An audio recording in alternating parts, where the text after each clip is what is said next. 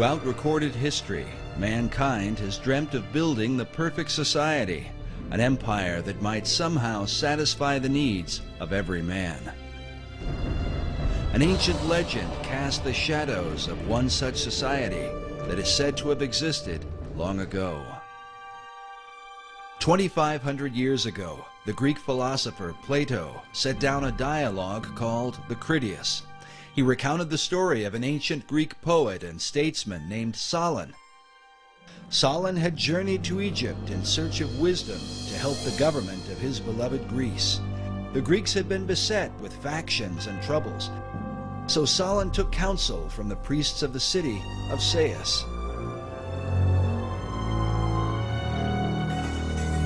An old priest told him, "O Solon, Solon, you Greeks are never anything but children. There is no old opinion handed down among you, nor any science that is white with age." The old priest then proceeded to tell him the story of the lost city of Atlantis. In the centuries that would follow, scholars and researchers have debated whether Plato's Atlantis was intended to be an account of real history or simply an allegorical myth.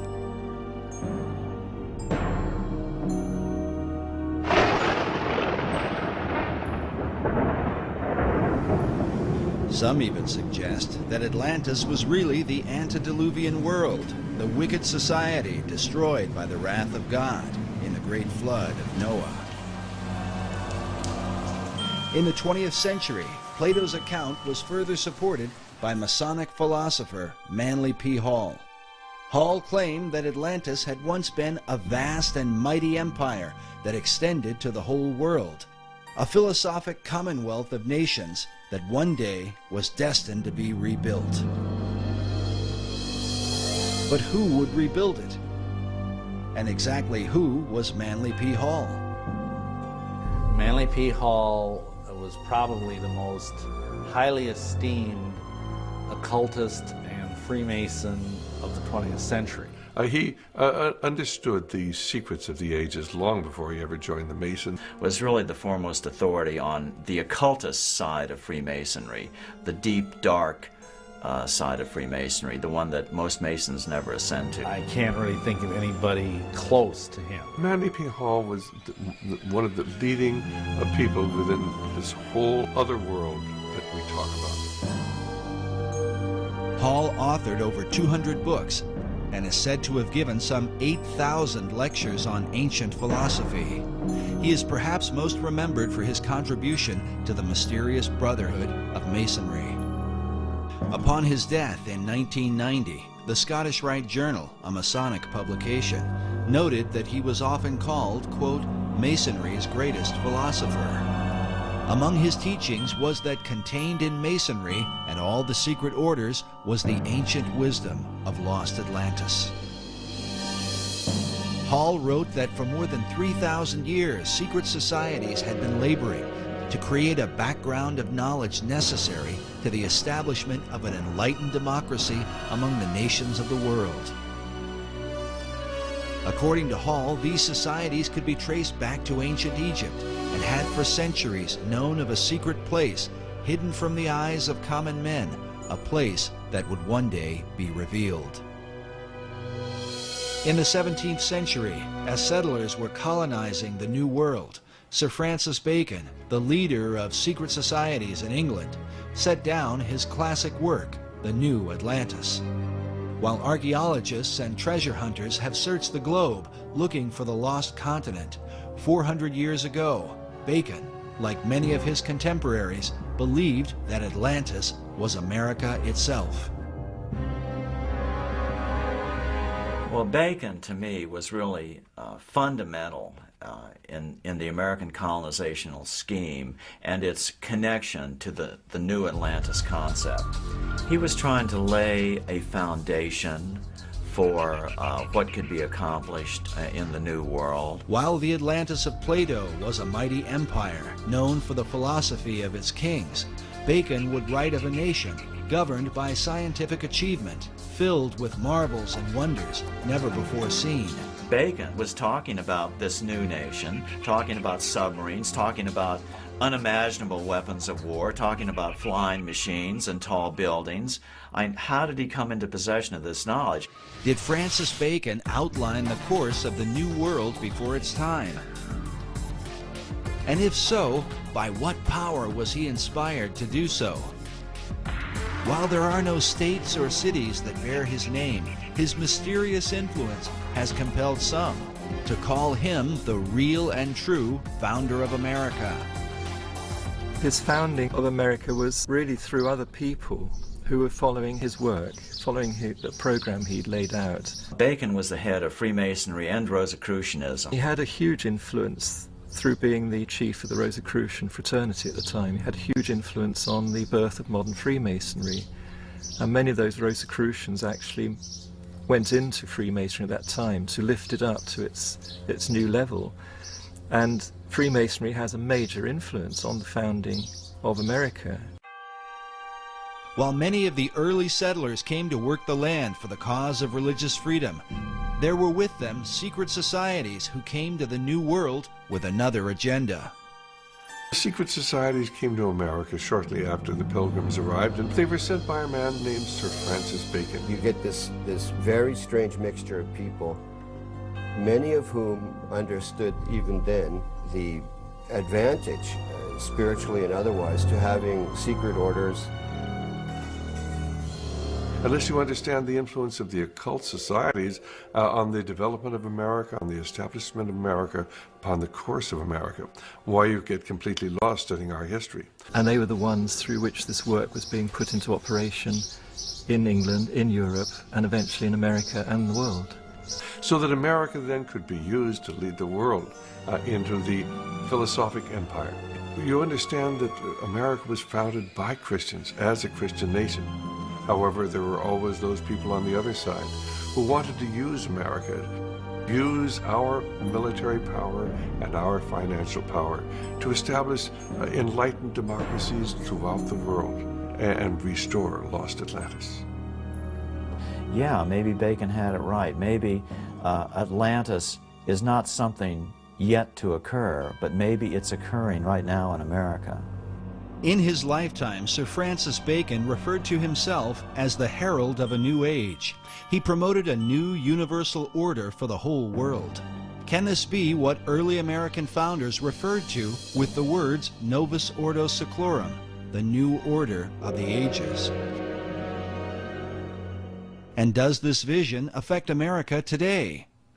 When our founders declared a new order of the ages, they were acting on an ancient hope that is meant to be fulfilled.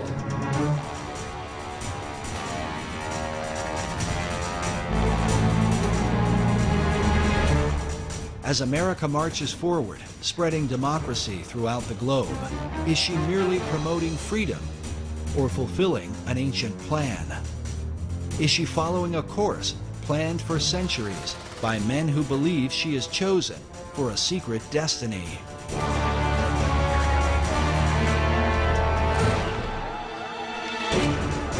To understand the present and possibly the future, we look into the past as we unfold the secret mysteries of America's beginnings. Can America be the new Atlantis?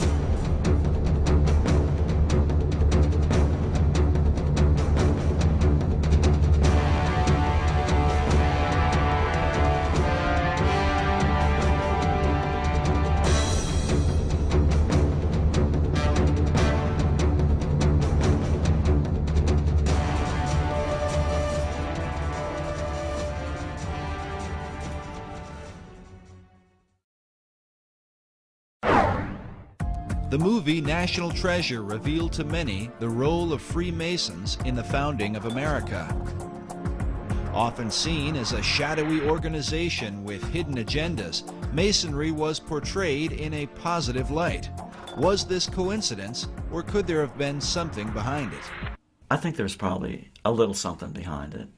The Freemasons among our founding fathers left us clues like these. The unfinished pyramid, the all-seeing eye. They're speaking to us through these. Well, the movie National Treasure is probably the first film in many years that has given a positive spin to the Masonic Lodge. And essentially it seems to have been at least partially designed as kind of a propaganda piece for them. They were basically trying to say that these people who have hidden this secret knowledge of whatever it was, the gold stash or whatever, the Masons, are basically good guys. Because it makes them appear to be this sort of benign, shadowy group that's in the background protecting these important ancient secrets and also protecting this great, massive treasure. It was fairly accurate in its Masonic elements. You can tell whoever made the film either was a Mason, and of course there's a lot of Masons in Hollywood, or else had done a lot of research.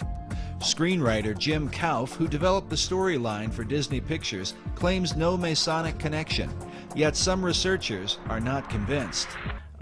Masons were involved in the writing of that, it seems to me, because then they tried to turn it around and, you know, say that that Freemasonry is a good thing, that it has these hidden secrets deep within it, and that someday will be revealed, and, you know, bring good things to America, etc. Yet did the filmmakers accurately portray the real secrets of Masonry? The thing I think that's unfortunate about the movie is, other than it kind of glamorizes the Masons, is that it makes it sound like the treasure of Masonry is monetary, that it's this enormous cachet of wealth and gold and jewels and urns and statues and whatever. And really that's not what the treasure of Masonry is. The treasure of Masonry is esoteric wisdom. It is what Masons believe. It is the secret of eternal life and immortality. And that's an entirely different thing. Conspiracy theorists have suggested that the film was intended to mislead. But the question remains, if Masons were involved in the making of the film, what would motivate them to tell a story about a society sworn to secrecy? I think Masons have been pretty desperate over the last couple decades. They've taken a lot of hits, due in at least part to my books, and their membership is declining fast. Men love secrets, and that's just a basic truism. And so if they advertise that through a popular movie, you know, maybe it would generate a little more interest. On one level, the film, I think it does some good in that it does educate people about the origins of our country and the fact that the origins of our country was very much steeped in Masonry. But on the other hand, I think it misleads about the benign nature of Masonry's involvement, and also it misleads by defining the nature of what Masonry has been guarding for the last 3,000 years. But what has Masonry been guarding for the last 3,000 years? The real history of the craft, as it is called, varies from one source to another, and is a continued thorn of controversy. Masons claim biblical origins dating back to Tubal-Cain, the first craftsman, as well as Nimrod, who built the Tower of Babel and founded the ancient city of Babylon. King Solomon plays an important role, as Masons are said to have been the builders of the Great Temple in Jerusalem. No less important is the influence of Gnosticism, sometimes called the mother of Masonry. According to Masonic historian Albert Mackey, Gnosticism is where Masonry gets the mysterious letter G, as seen here in the midst of the Masonic square and compass, a symbol that often adorns Masonic tombstones.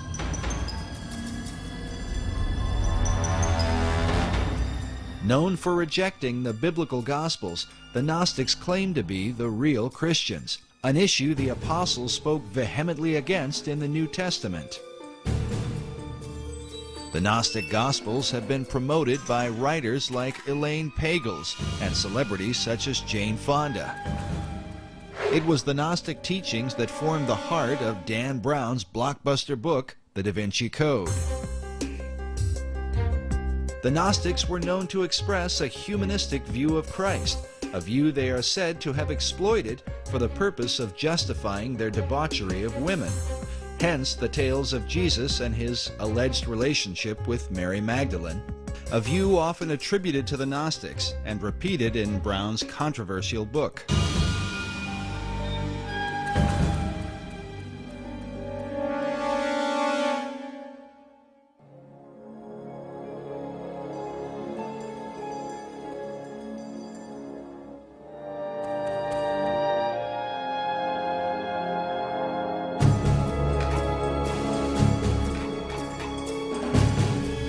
but Masonry's most popular debates, especially with films like National Treasure and books such as The Da Vinci Code, Born in Blood, and Holy Blood, Holy Grail, seem to involve the mysterious Knights Templar, whose connection to Freemasonry is often seen at the Rosslyn Chapel in Scotland's capital city of Edinburgh.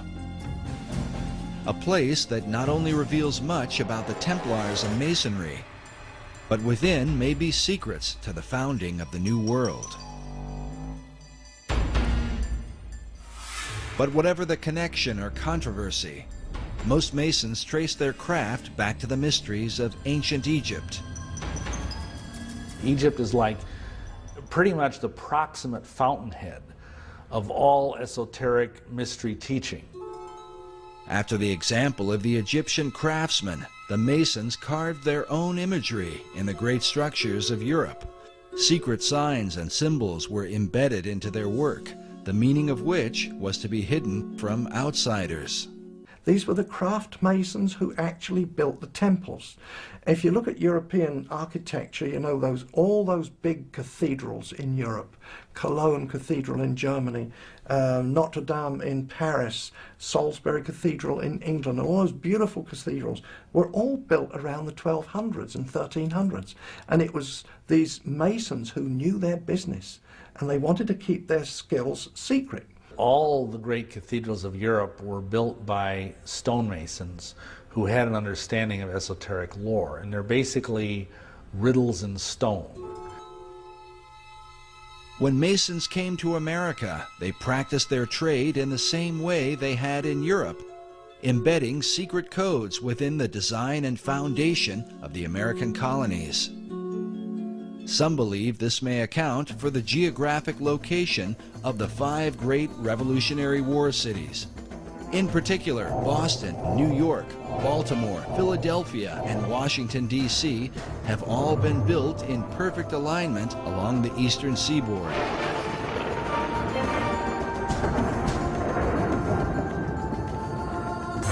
Researcher Jim Allison believes this alignment may be a part of something greater. Let me say this, I think it is very unlikely that the alignment is coincidental. According to Allison, the alignment of cities and ancient sites are part of a series of great circles that encompass the Earth. These circles are supposedly like lines of power upon which significant sites are built. The simplest example, the most obvious example of a great circle, though, is the equator, because it runs around the center of the Earth. It runs due east-west. Meridians of longitude, which run due north-south through the north and south poles, if you extend it all the way around, those are also great circles because they run through the center of the Earth. Allison claims that mystical sites like the pyramids, Easter Island, the Mayan and Aztec cities are all built upon these great circles.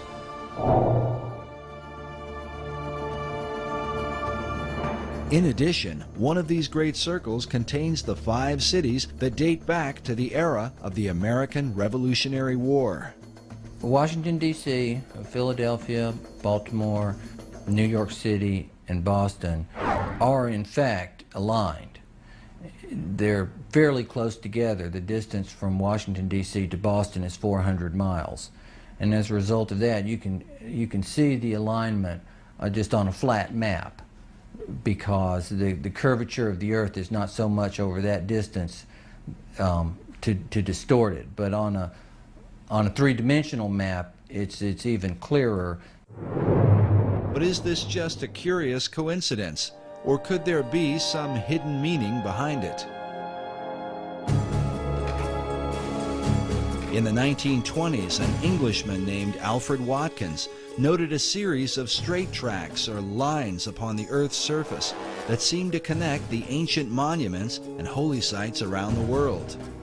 What he found was that in a number of cases, a number of these monuments were aligned in dead straight lines that extended from a few miles to, in some cases, many miles. He coined the term ley lines to describe and to explain these alignments. Watkins believed that there are some type of grid lines that run through the earth, of lines of energy or magnetism or electromagnetism or some other kind of attraction over the earth. And that's what he described as ley lines. Watkins believed that the builders of these sites were aware of these lines that ran through the earth, and that they intentionally built these monuments on these lines. While Watkins' findings were not openly received by all, his views have been most often embraced by members of the esoteric community. In the occult, there's this concept of ley lines, L-E-Y, which are lines of force that some people say are like the acupuncture points of the earth. And you always want to build things on a ley line. All of the great cathedrals of Europe are built upon these ley lines, which are like currents of power. These currents of power are thought to have magical significance. Some believe they act as portals for spirits to travel to and from the ancient monuments that fall within these alignments. But the question remains, were such power lines important to the builders of early American cities? Were they aligned with a secret purpose in mind? It's very important where the pyramid of Khufu is built, the Great Pyramid. And it's very important where Stonehenge is built. There are several great circles that ancient monuments are aligned with. And in some cases, ancient and modern development is aligned with. Extending the alignment from Boston to the northeast towards Europe, the alignment crosses over the Atlantic and crosses into England and crosses over Stonehenge, which of course is one of the more significant monuments certainly in England and arguably anywhere. Can it be coincidental that the early colonists built these 5 cities in perfect alignment with each other and in perfect alignment with Stonehenge? Allison admits that many of the ancient monuments are aligned on ley lines or great circles within a fraction of 1 degree, a distance that sometimes equals 15 or 20 miles. But in the link between the Old World and the New, there is a 0 deviation between the 5 American cities and England's mysterious Stonehenge. According to Allison, they are perfectly aligned.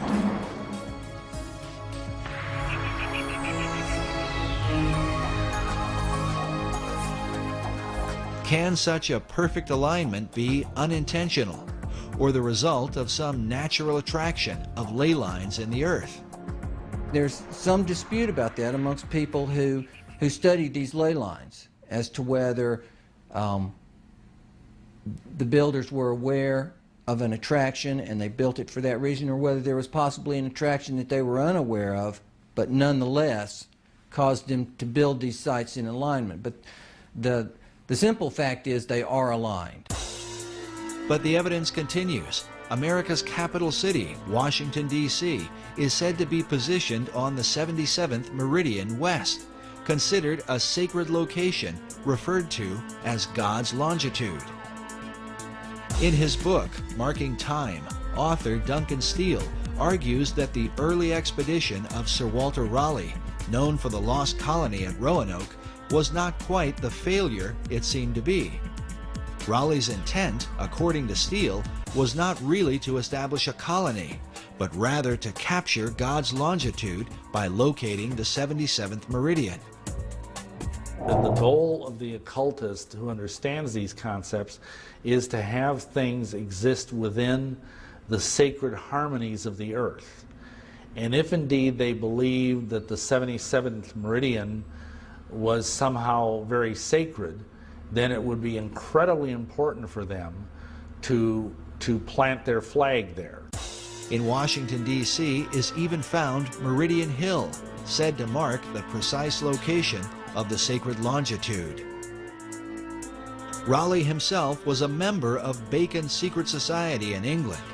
Was he sent on a mystical journey so that America might be designed according to esoteric principles from the beginning? and how many others came ashore as a result of the Baconian influence. The Rosicrucians came ashore very early on in the founding of the New World. The Masons were also there from the beginning, and I think from very early on, this if you will, cartel, this occult cartel of various groups, basically had it as their goal to establish a society on this continent that was wholly given over to esoteric goals.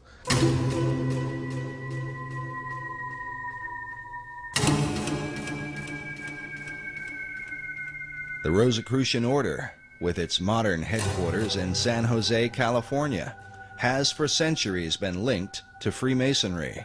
Well, you have to understand that Freemasonry is simply the modern-day manifestation of the ancient mystery religions. The ideas of Masonry have been around literally for thousands of years. And of course, Rosicrucianism was simply a forerunner of modern-day Masonry.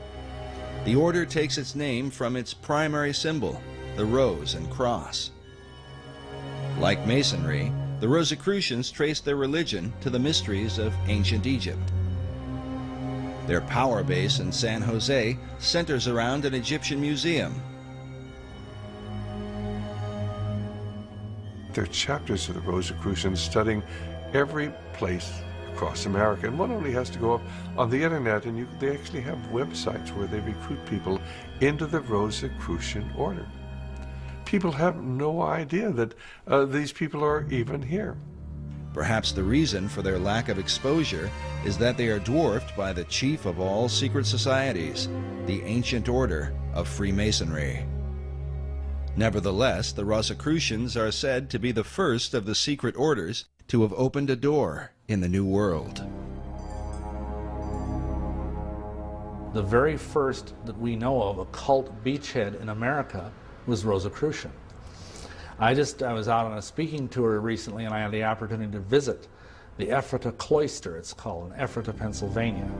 And it's where the original Rosicrucian community built its headquarters, right on the east coast of the United States. And that was in the 1600s. And right about the same time that Christianity was establishing its beachhead in America, so was the Rosicrucian order. In the 16th century, Sir Francis Bacon had become the chief of the Rosicrucians in England. Researchers believe that Bacon sent members of this society to America to launch his esoteric empire, the New Atlantis. This 1910 Newfoundland stamp commemorates Bacon's early influence. It reads, "Lord Bacon, the guiding spirit in the colonization scheme." I know that Rosicrucianism today holds Bacon in highest esteem as an active transmitter of the secrets. If you go to the AMORC, the Ancient Mystical Order of the Rose and the Cross, the Rosicrucian Order Center in San Jose, Bacon is everywhere. He's a demigod in Rosicrucianism. But Bacon's influence was not confined to Rosicrucianism. He is considered by some to have been the first to formalize the mystery teachings into a system now recognized as modern Masonry. So Freemasonry up to that point had been very, very much involved with just the craft of building buildings. It had been a guild in this country, and each country had their own type of Masonry or Freemasonry. There was no sense of it being a worldwide fraternity where religious belief or race did not matter. Before that, it had been very racial and very religious, but Bacon turned it into a truly international society. This international society would also come to the New World. And while Bacon's Rosicrucians would maintain a position of careful anonymity, the Order of Masonry would stretch its hands in America to the very heights of power. Nowhere is the Masonic presence more clearly seen than in the design of America's capital city, Washington, D.C.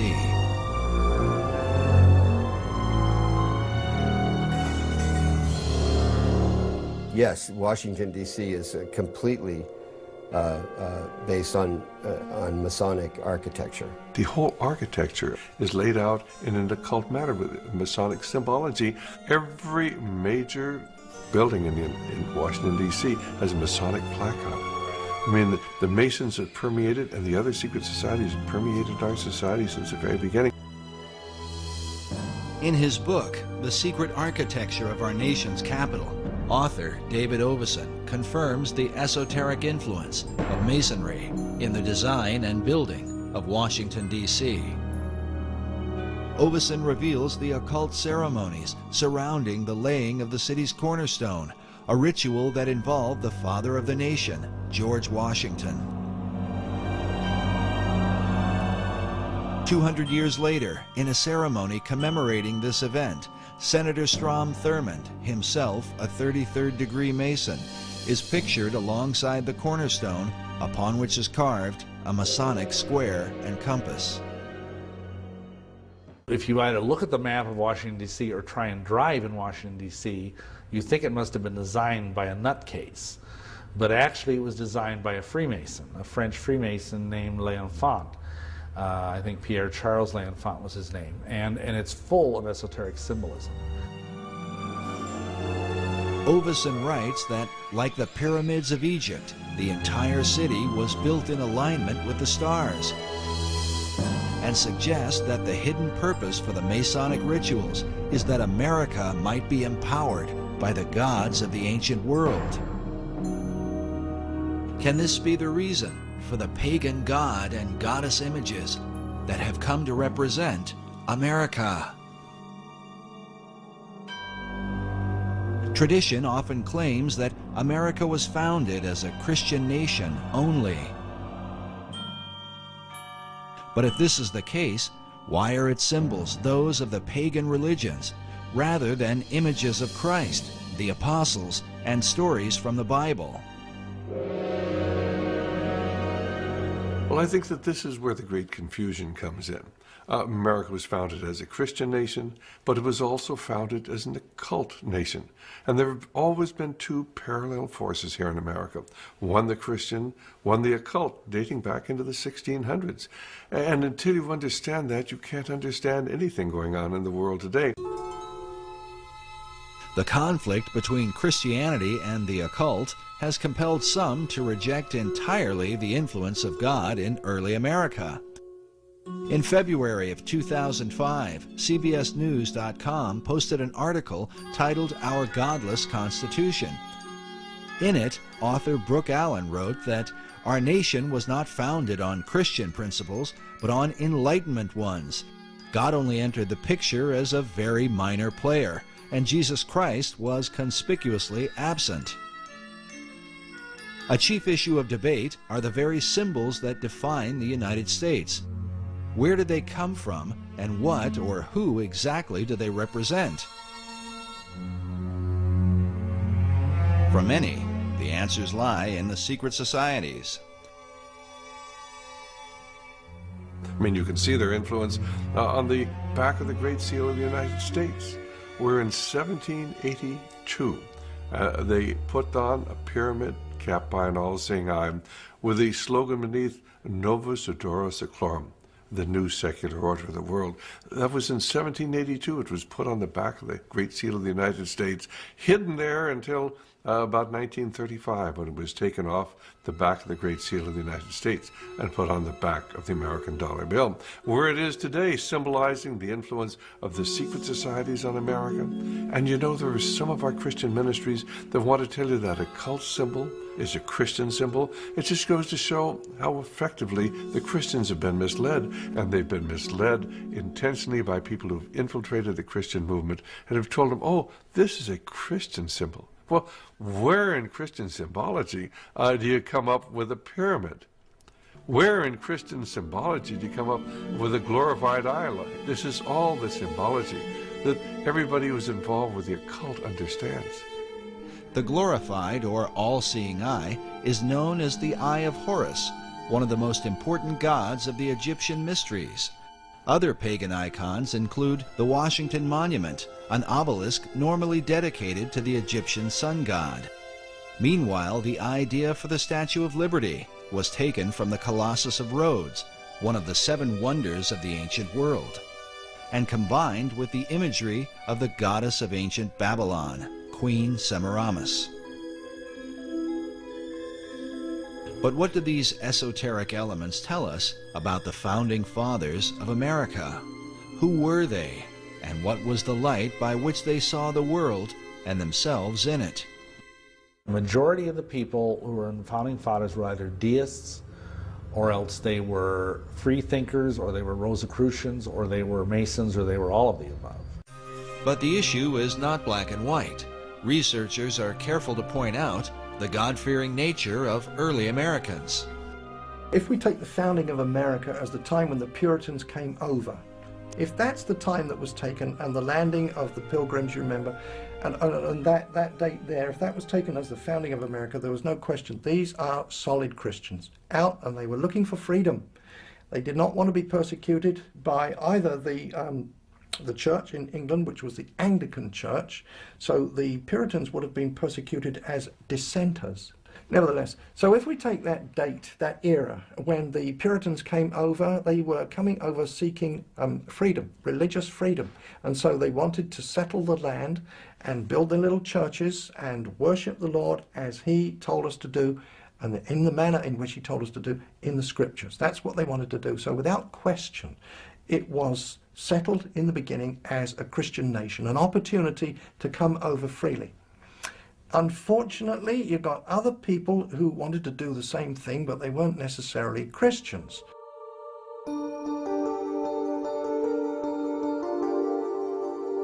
By far, the chief source of contention is the involvement of the Founding Fathers with secret societies, namely Freemasonry. Certainly at the time when the Declaration of Independence was signed, many of these people were involved in Masonry, no question at all about it. But it wasn't because they were dedicated to the esoteric principles of Masonry. Many of these people were strong Christians. In America, initially, the men that were elected, I believe 90% of them were all God-fearing men. People, on the esoteric side want to say, oh, this was a Masonic country. And there's an element of truth in that, because certainly there were many Masons, once America was established, who were working in key positions. I believe the truth is somewhere in between, as it usually is, the two extremes. It's a timeless struggle. Both sides of this power struggle are in full play. The sides of the secret societies, trying to push forth the new Atlantis. And so it doesn't surprise me that most of these men in the Continental Congress or the signings of the Declaration of Independence were Masons or whatever. That doesn't surprise me, it doesn't even bother me, because I know that underneath them is a vast horde of people that were biblical Christians.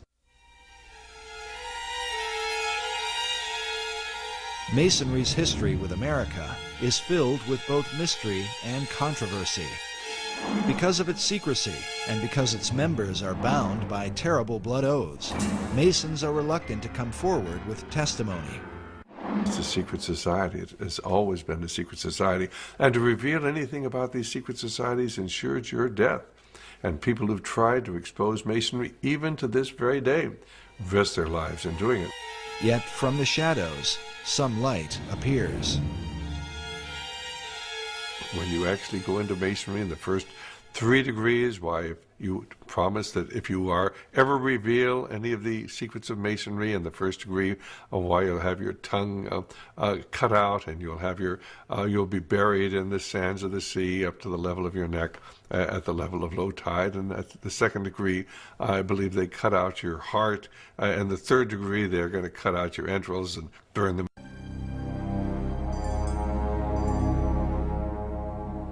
In the 19th century, a man named Captain William Morgan was murdered by a group of Masons who were bound by such blood oaths. Well, Captain William Morgan was a guy up in Batavia, New York in 1826. He was the first American to publish the first 3 degrees of Freemasonry, of the Blue Lodge. The things you had to say, the oaths you had to take. And Masons didn't like that very much. Captain Morgan had violated his oath by writing a book to let people know about the terrible oaths of this terrible society. Feeling a responsibility to the Masonic Brotherhood, 3 members of the order kidnapped Morgan to make him pay for exposing the secrets of Masonry. Hey, stop this! What is this? Get something to it! Stop!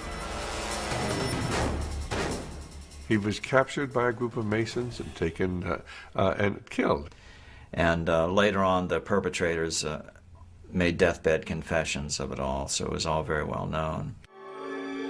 Of these deathbed confessions, at least one has survived, given by a man named Henry L. Valance, whose insight into Morgan's final moments provides a heart-wrenching account. While Valance was never brought to justice for the crime, his final confession revealed a conscience haunted by a lifetime of guilt. If the mark of Cain wasn't upon me, the curse of the first murderer was. The bloodstain was upon my hands and could not be washed out. Valance revealed how a council of 8 Masons had condemned William Morgan to death. Council has made a decision and decided your fate. Are you ready to pay for your betrayal? Talk to me, man. I've done what was right. And how Morgan had pleaded for his life on behalf of his wife and children. He commenced wringing his hands and talking of his wife and children, the recollections of whom in that awful hour terribly affected him. Please, my children, my wife. His wife, he had said, was young and inexperienced, and his children were but infants. You should have thought about that before you turned us in, before you wrote the book. May God have mercy on your children, because we will not have mercy on you.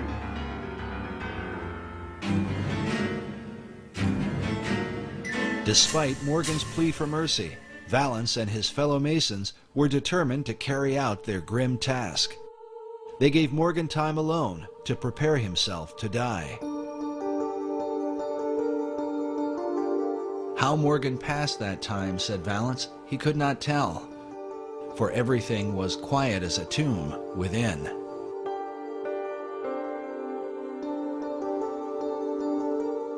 When they returned, they bound his hands and led him away to the awful fate they had prepared for him. The story was he was actually drowned after being mistreated horribly for a period of time.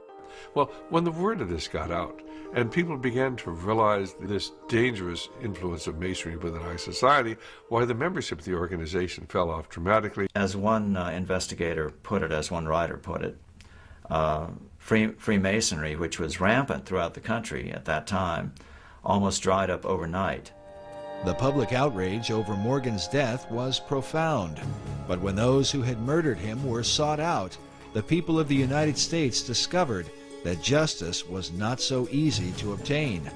The reason was given by the Reverend Charles Finney in his book, The Character, Claims, and Practical Workings of Freemasonry, first published in 1869.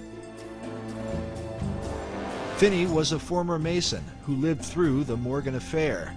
He claimed that justice in the case was impossible because nearly all the civil offices in the country were in the hands of Freemasons. According to Finney, even the newspapers of the day were completely under their control. Finney writes that it was found that they could do nothing with the courts, with the sheriffs, with the eyewitnesses, or with the jurors, and all their efforts were for a time entirely impotent. So this turned into a big brouhaha. It was a big Masonic scandal because it was all known. The Morgan incident became an issue of national importance, not simply because a man was murdered, but more importantly, Americans began to realize that their supposedly democratic country was being secretly controlled by the Masonic Brotherhood. And this led even to separate political parties, anti-Masonic political parties being formed, and they were even called the Anti-Masonic Party. They ran candidates for president And they were significant parties. They weren't just minority parties. So it was a really big deal. The Anti-Masonic Party was the first third party in American politics and eventually became the Whig Party, which is more widely recognized. The party itself was led by former President John Quincy Adams, who wrote a collection of letters and essays against Freemasonry. How can you have a free society when you have people who belong to these secret societies and have sworn these terrible blood oaths? You can't have a free society. And that's what John Quincy Adams was writing about. Adams wrote, "I do conscientiously and sincerely believe that the order of Freemasonry, if not the greatest, is one of the greatest moral and political evils." As a result of the Morgan incident, a series of official investigations took place. In 1829, a New York State Senate committee published its findings on Masonry, stating that its members were found in almost every place where power is of any importance. 5 years later, in 1834, a joint committee in Massachusetts reported that Masonry was, quote, "a distinct independent government within our own government and beyond the control of the laws of the land by means of its secrecy." Well, the influence of Masonry has always been here since those days. And, of course, within 15 or 20 years, why the membership of Masonry had reconstituted itself. It said they got down to only about 5,000 members there when Masonry was really exposed. But people soon forgot about the terrible things that had happened. And the fact that if you were a Mason, they really would kill you. Most people look upon Masonry as simply a fraternity, and these oaths have no meaning. But tragically, they do. A monument was erected in Batavia, New York, and remains to this day, in remembrance of what happened to William Morgan. The inscription on its base reads, "To the memory of William Morgan, a native of Virginia, a captain in the War of 1812, a respectable citizen of Batavia, and a martyr to the freedom of writing, printing, and speaking the truth. He was abducted from near this spot in the year 1826 by Freemasons and murdered for revealing the secrets of their order." The monument goes on to tell the reader where they can find the historical records that document the Morgan account.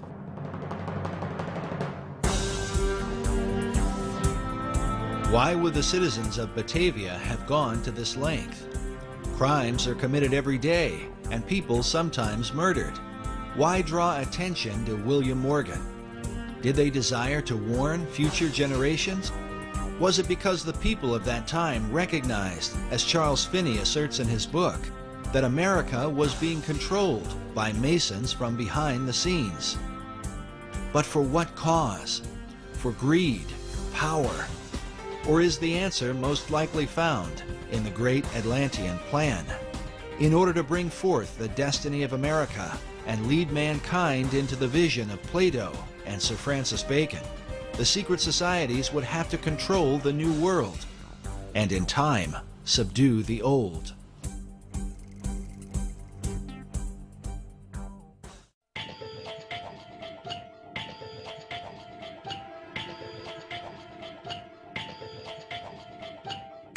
But how to bring about this utopian empire? In his writings, Sir Francis Bacon called for a universal reformation of the whole wide world. To bring about this reform, some believe the secret societies launched a world revolution. People do not understand that our revolution was the first in a series of revolutions that began in 1776 and extended right up until the Cuban Revolution in 1959 when Fidel Castro came to power. And this is a series of revolutions to transform the world. While most Americans did not fight the War of Independence for the cause of global revolution, it is undeniable that secret societies played an important role and that many of America's founders were Freemasons. Many of them were Masons, but they were into Masonry because, of course, this was the only way that they could protect themselves. This was the only way they could keep from being found out. So they were plotting a revolution. They had to have a means of maintaining their secrecy. I think Masonry was, in fact, used as a built-in network, a secret network in which to foment the American Revolution. They didn't have to put a network together. It was already there. All they had to do was sort of ride on the back of Freemasonry to make the American Revolution work. And work it did with the help of Masonic ingenuity, beginning with the kickoff event, the Boston Tea Party.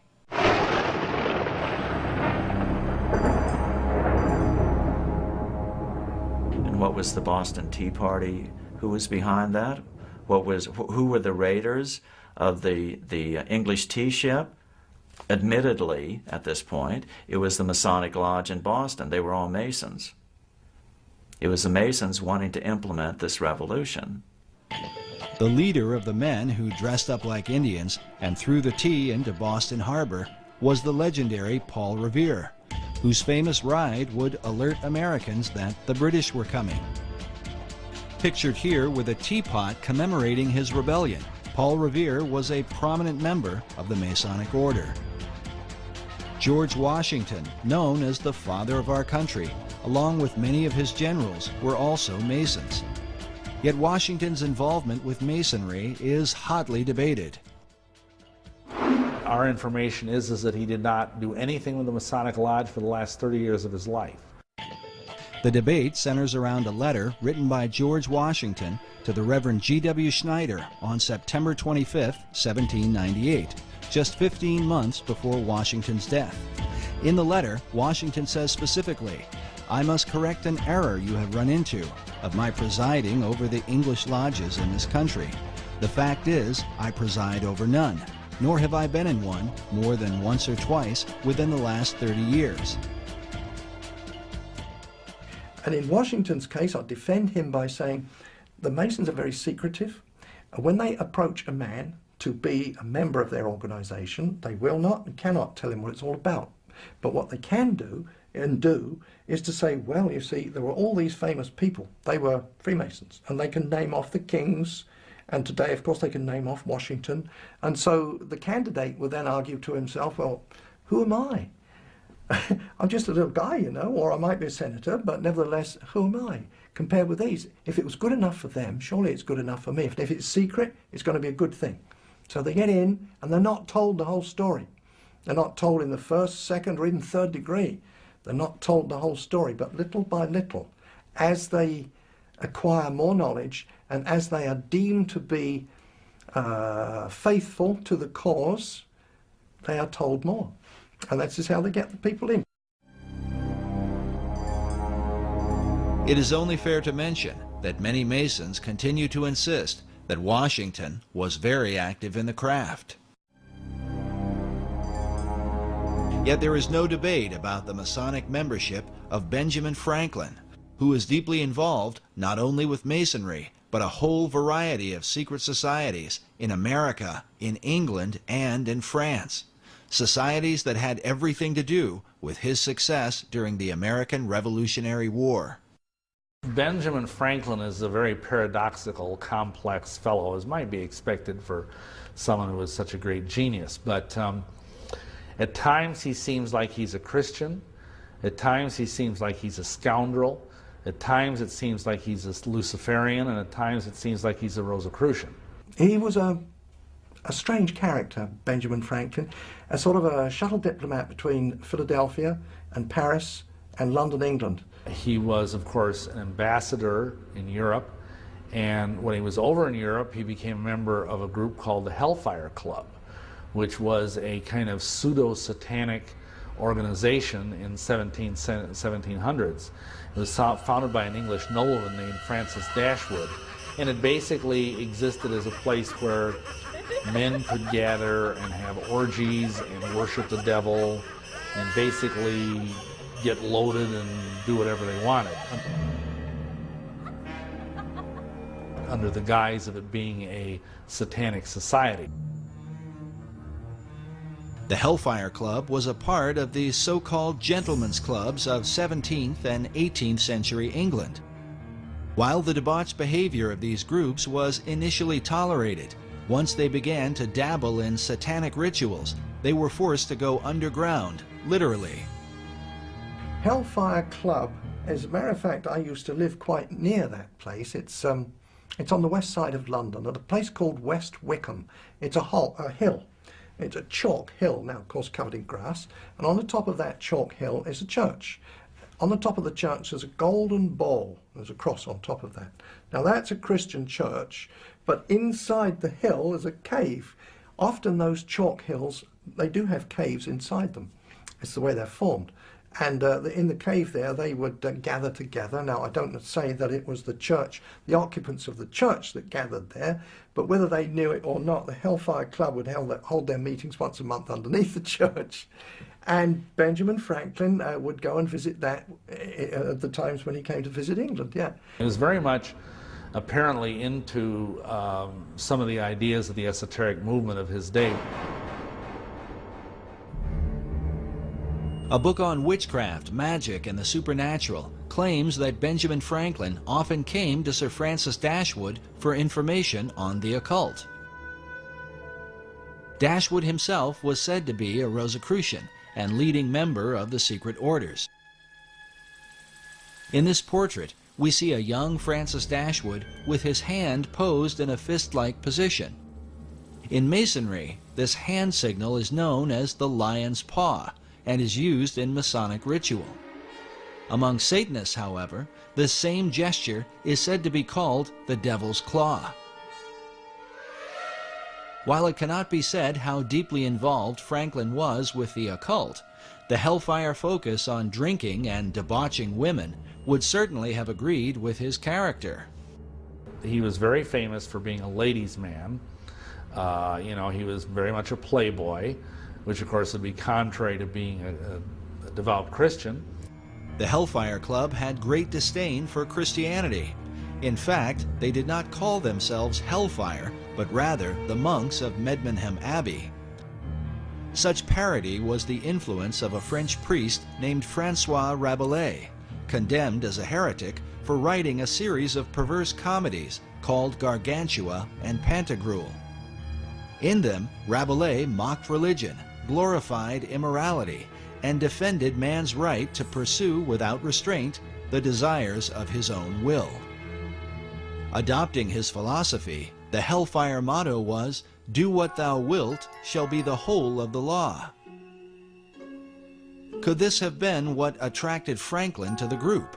An opportunity to escape the puritanical tendencies of America, while in England to pursue lusty desires that would have been openly condemned by his fellow countrymen, at least at that time. But more than a century later, the Hellfire motto would be adopted by British occultist Aleister Crowley, who was often called the wickedest man in the world. Like Francis Dashwood and the Hellfire members, Crowley took part in satanic rituals, most famously at his Abbey Thelema in Sicily, a name taken from Francois Rabelais' anti-Christian parodies. Crowley's hatred for Christianity was so intense he often referred to himself as the Beast of the Apocalypse from the Book of Revelation. He was a Freemason and a Rosicrucian who made Do What Thou Wilt famous through the 20th century, with followers like L. Ron Hubbard, the founder of Scientology, Harvard professor and drug guru Timothy Leary, and even Beatles founder John Lennon. Crowley is often credited with sparking the 1960s cultural revolution, the do-your-own-thing mentality dedicated to sex, drugs, and rock and roll. What could be called the modern legacy of men like Franklin, Dashwood, and the Hellfire Club.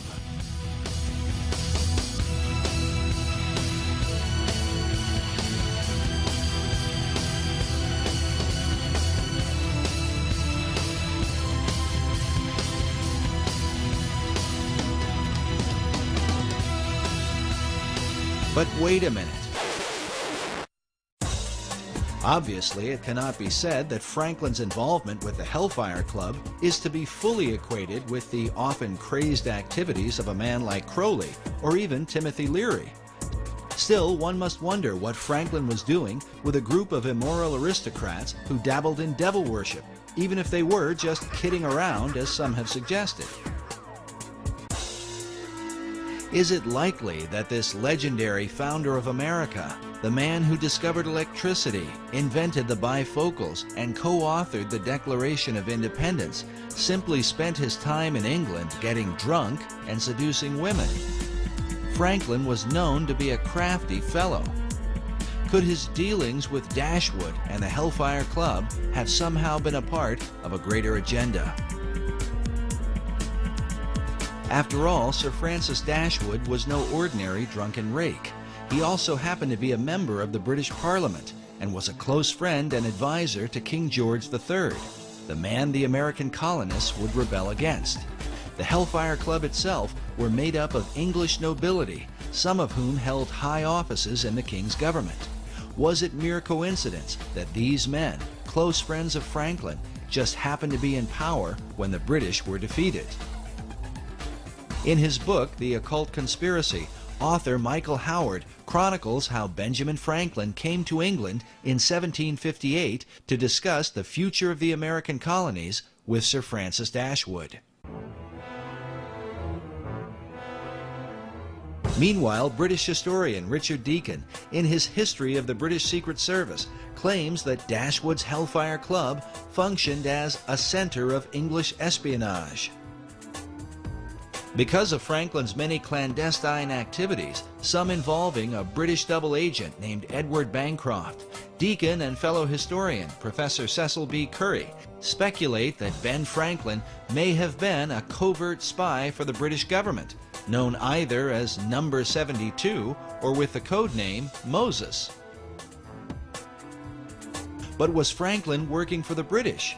Or were secret powers within the King's own government working with Franklin for the ancient plan of all secret societies, the New Atlantis? Why would British intelligence refer to Benjamin Franklin as Moses? Normally, enemies are given names like Carlos the Jackal or the Butcher of Baghdad. But Moses? Was the name itself a kind of cipher or secret code? Had they already determined that as Moses led the children of Israel from the bondage of Egypt, so Franklin would lead the American colonies to freedom from King George? Could this be why Benjamin Franklin's initial design for the Great Seal of the United States was that of Moses, standing on the shoreline of the Red Sea as the waters destroyed Pharaoh and his army, with the motto, "Rebellion to tyrants is obedience to God"? Coincidence? Maybe. Yet in his book, America's Secret Destiny, author Robert Hieronymus, whose doctrinal thesis on the reverse of the Great Seal has been used by the White House, the State Department, and the Department of the Interior, makes the comment that Franklin's design for the seal represented, quote, how he viewed America's birth and destiny. Did Franklin really see himself as Moses, defeating King George, the colonial pharaoh, with the help of Dashwood and the Hellfire Club? An alarming theory. But for British intelligence to undermine King George on behalf of a secret agenda should not be terribly surprising, at least not to the modern American. Consider the conflict between President John F. Kennedy and the CIA during the Bay of Pigs invasion.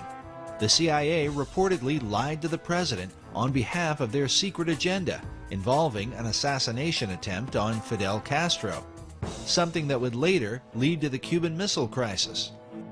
JFK was so surprised at their power, believing it to be a threat to the American people, he vowed to shatter the CIA into 1,000 pieces.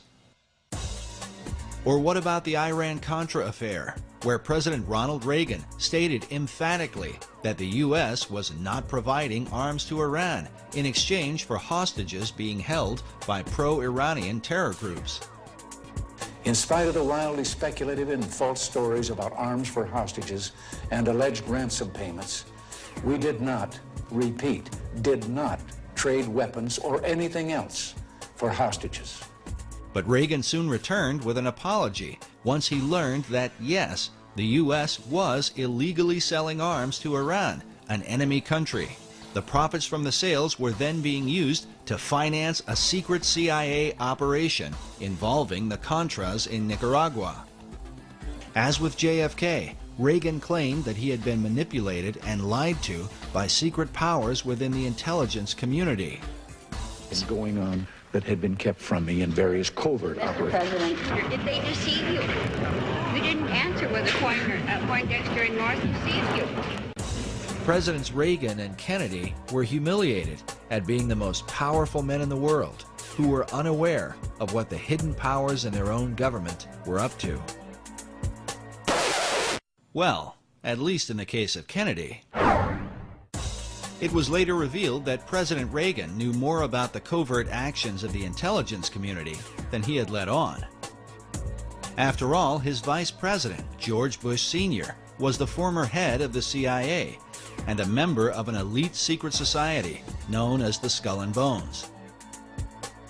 Some find it interesting that while in office, President Reagan was made an honorary 33rd degree Mason. Since then, America's presidents have all been members of secret orders, including Skull and Bonesman George W. Bush, whose war on terror is said by some to have sparked the beginnings of World War III. Bush claimed it was the CIA who provided the information about weapons of mass destruction that ultimately led to the war in Iraq.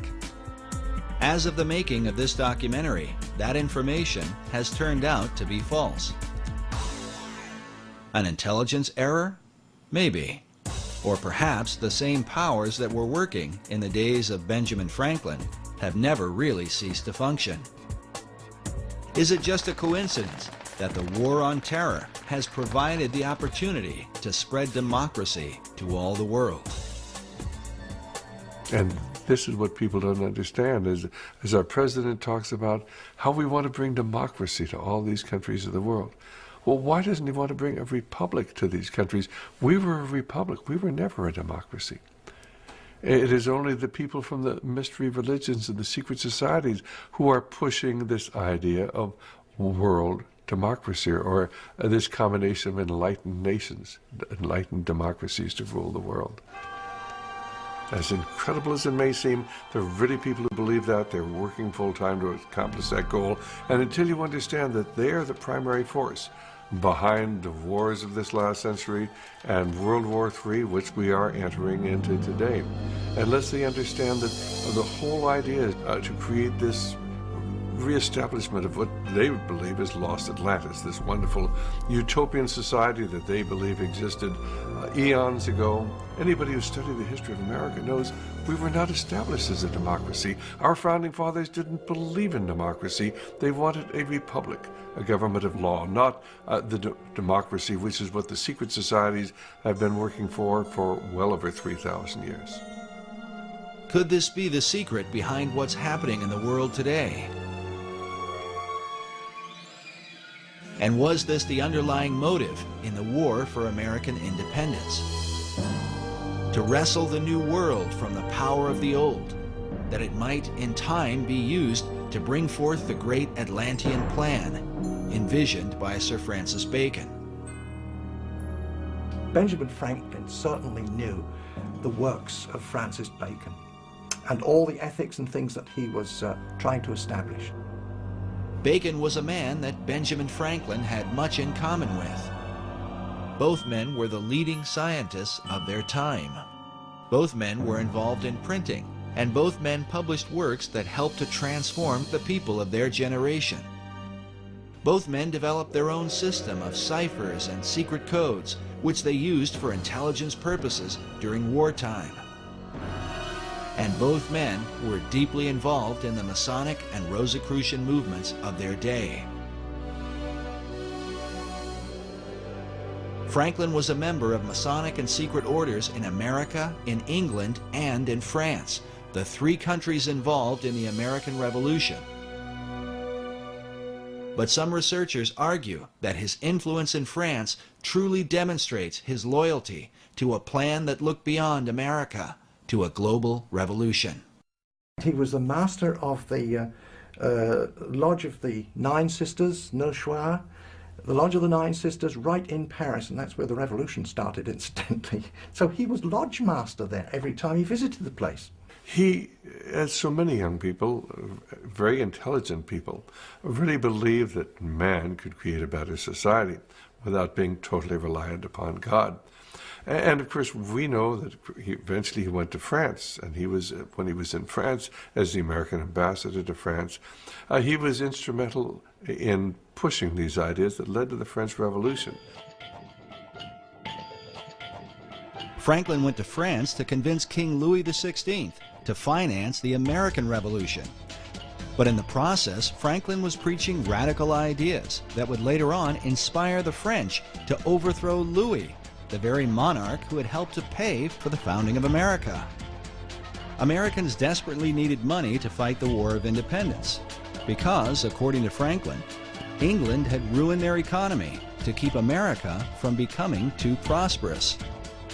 When he was ambassador to England, the Bank of England said, how come America, the representatives of the Bank of England said, how come America is getting so rich? And Franklin, in his autobiography, recounts the story. He said, well, that's easy. In America, we create our own money and we owe no interest to pay to no one.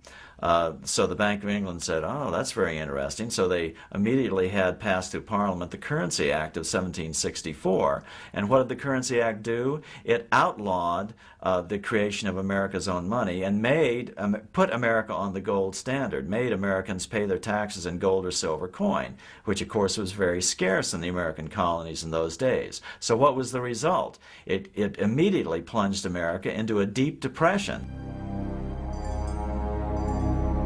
Franklin says that this depression, and everyone in America was well aware of what the depression, who caused the depression, why it was caused, just because England outlawed America just simply printing its own money, and that it was this Currency Act of 1764 that was really the root cause of the American Revolution, because it caused so much unemployment and a terrible economic upheaval.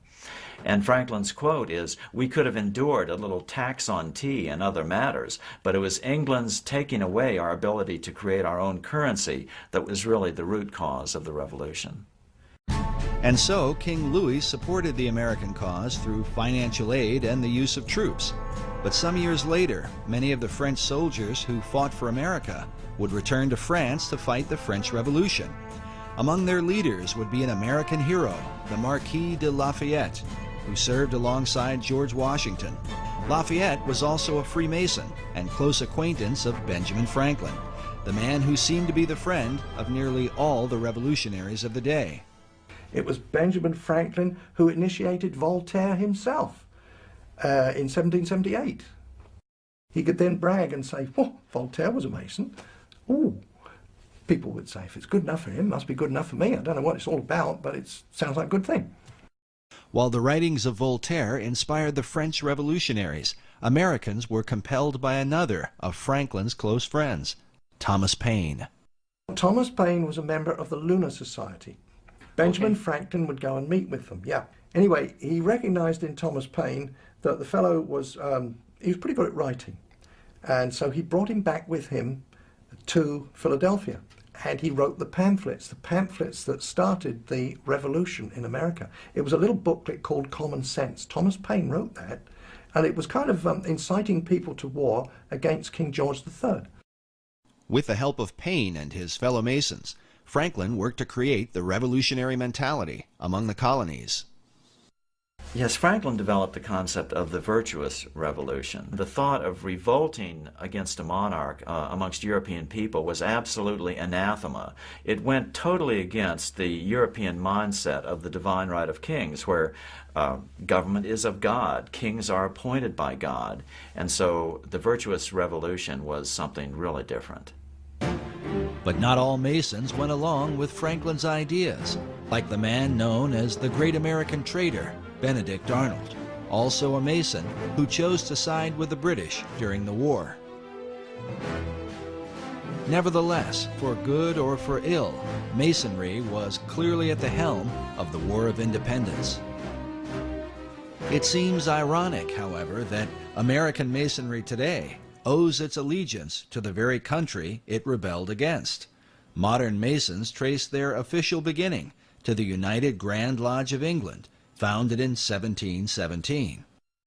The official start of modern Masonry is in 1717 in the Apple Tree Tavern in London, where the first Grand Lodge of England was convened.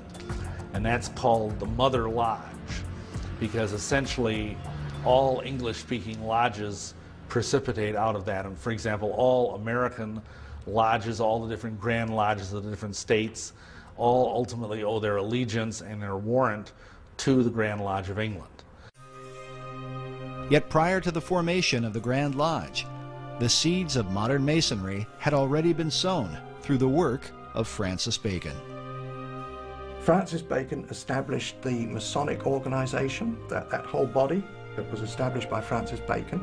The ethical programs that were inherent within that, he was responsible for all those. His philosophy, his ethics, his literature that he was responsible for would certainly be known to Benjamin Franklin. Was Franklin following Bacon's plan? Was it mere coincidence that he was a chief catalyst in the launching of the American Revolution? Or that his influence would also bring about the revolution in France? Masonic philosopher Manly P. Hall wrote that not only were many American founders Masons, but they received aid from a secret and august body existing in Europe, which helped them to establish this country for a peculiar and particular purpose, known only to the initiated few. Hall further suggests that Benjamin Franklin was among those few. In his book, The Secret Destiny of America, Hall writes of Franklin's involvement with the plan of Francis Bacon.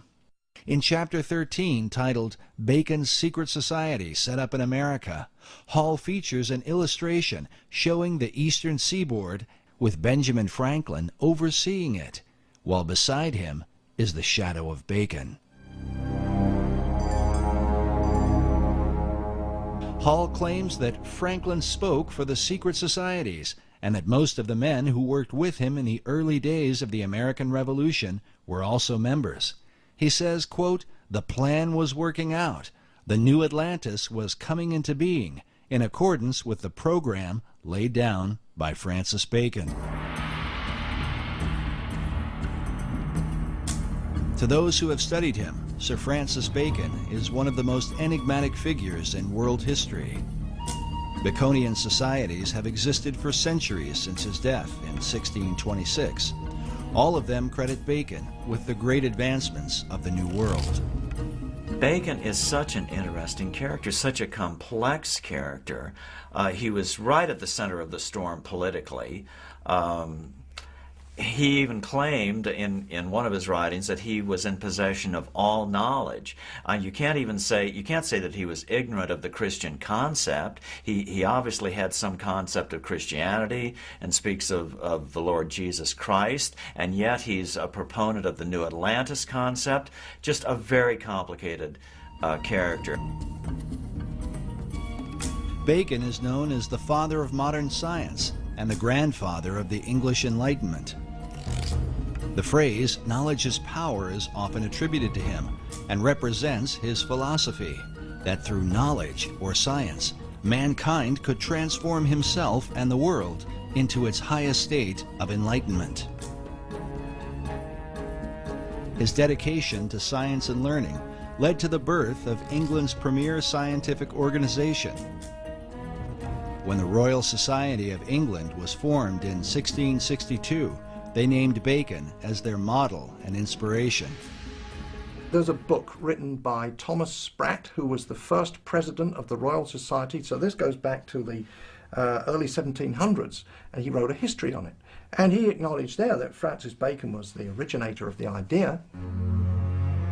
Yet even beyond the Royal Society, 20th century historian Will Durant wrote that the whole tenor and career of British thought have followed the philosophy of Bacon, a philosophy brought to America and furthered by some of her most influential leaders. Thomas Jefferson considered Francis Bacon one of the three most important men in history, along with John Locke and Sir Isaac Newton. It is even said that Jefferson believed he was fulfilling Bacon's dream for a new Atlantis by founding the United States. As a result, nearly all Baconians credit Bacon with the founding of America. This painting, once owned by Baconian author Marie Bauer Hall, shows the North American continent with the spirit of Bacon rising from the midst. Above his head is the all-seeing eye of Horus in the midst of a triangle, while upon his cloak is the rose and cross, the symbol of his Rosicrucians. Despite these things, little is mentioned about Lord Bacon in the history books of America. There are no states, cities, towns, or schools named after him, which begs the question, other than Benjamin Franklin and Thomas Jefferson, which of the founding fathers did he really influence? Which of those founding fathers were most influenced by Bacon's work? I would suggest it was all those who were Freemasons.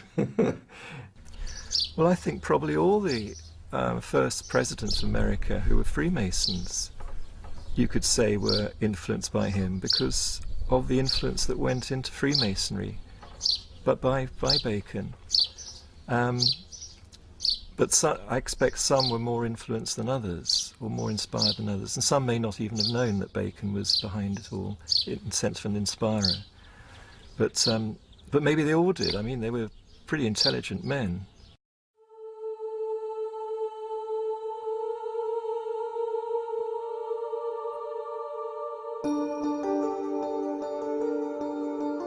Bacon is considered by some to be the first Grand Master of modern Freemasonry. While the craft would not be officially established until after his death, it was Bacon who mapped out the plan for the ultimate aim of Masonry and all secret societies, the establishment of a new Atlantis. Peter Dawkins is the founder and president of the Francis Bacon Research Trust in England. He has dedicated more than 33 years to the study of Bacon, having written some 14 books about him, with titles such as Building Paradise and Francis Bacon, Herald of the New Age. My research into the life and work of Francis Bacon, all those connected with him, which also takes me back into the wisdom traditions, which I'm very interested in, and into also things like the founding of America, the spread of modern science, and many other fascinating subjects. It's like a gateway into a huge wealth of information and knowledge for today. Dawkins' work is supported by the Pro-Grand Master of English Masonry, the Marquis de Northampton. The Grand Master in England is Prince Edward, the Duke of Kent. Because he is a member of the royal family, Masonry allows Prince Edward to appoint someone to act in his place. As such, the Pro-Grand Master, Lord Northampton, is the acting head of all British Freemasonry. While he declined to be interviewed for this documentary, in his correspondence with our producer, he made it clear that he supports Dawkins' research and considers him an expert on Sir Francis Bacon. This is significant because the Northampton legacy dates back to the time of Bacon and Queen Elizabeth I. Today, Lord Northampton holds authority over Canonbury Tower, where Francis Bacon lived in his lifetime and where he is said to have met with his secret societies. It's a fascinating building, and quite a lot of it's still left. It was once a big mansion house, and there's one wing of it left, and also a tower, which was at the end of another wing, which has disappeared. And this tower is known as Canonbury Tower.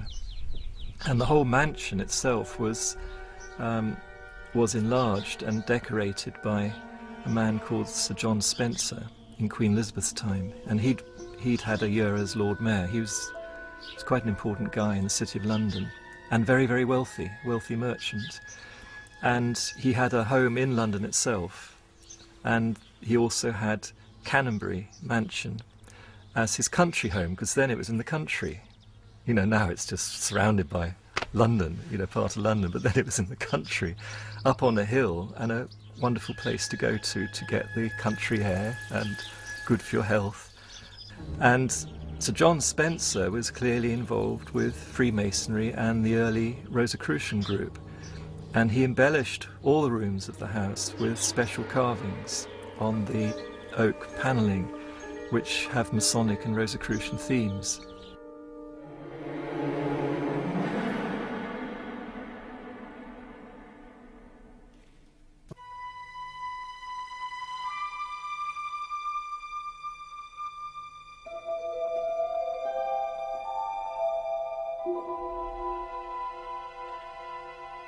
And particularly the fireplaces are done very, very carefully and specially. But the Compton and Spencer rooms still have the original carved panelling in, and the carved fireplaces, full of Masonic and Rosicrucian themes. That was done by Sir John Spencer, and the carvings are dated around about 1598 to 1601, that period.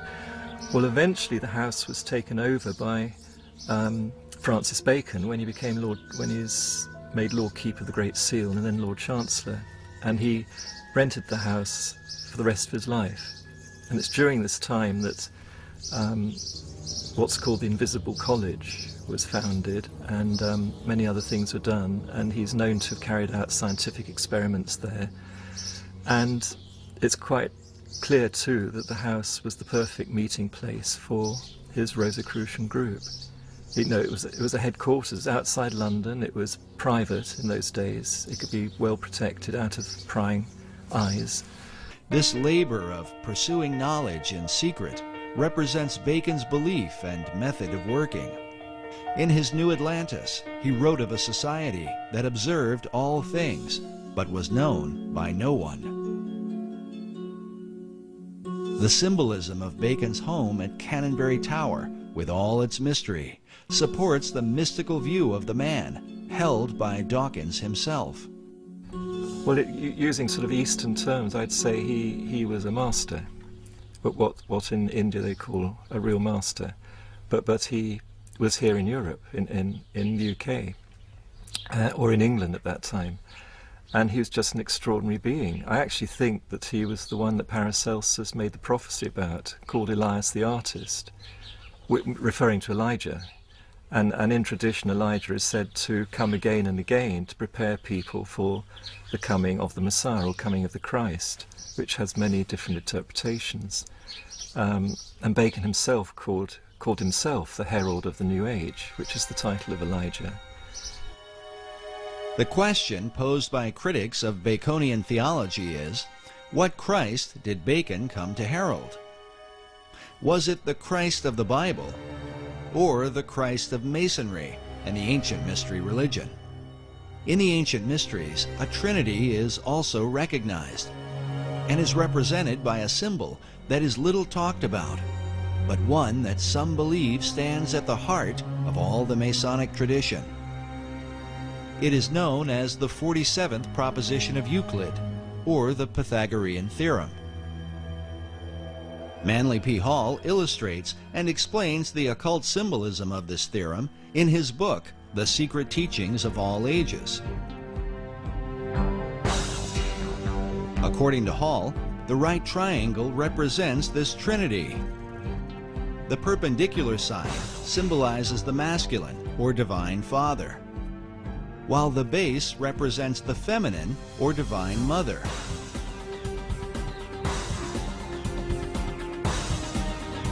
Finally, the hypotenuse is looked upon as the offspring of them both, the divine child, who is sometimes called the Masonic Christ. Was this what Bacon came to herald?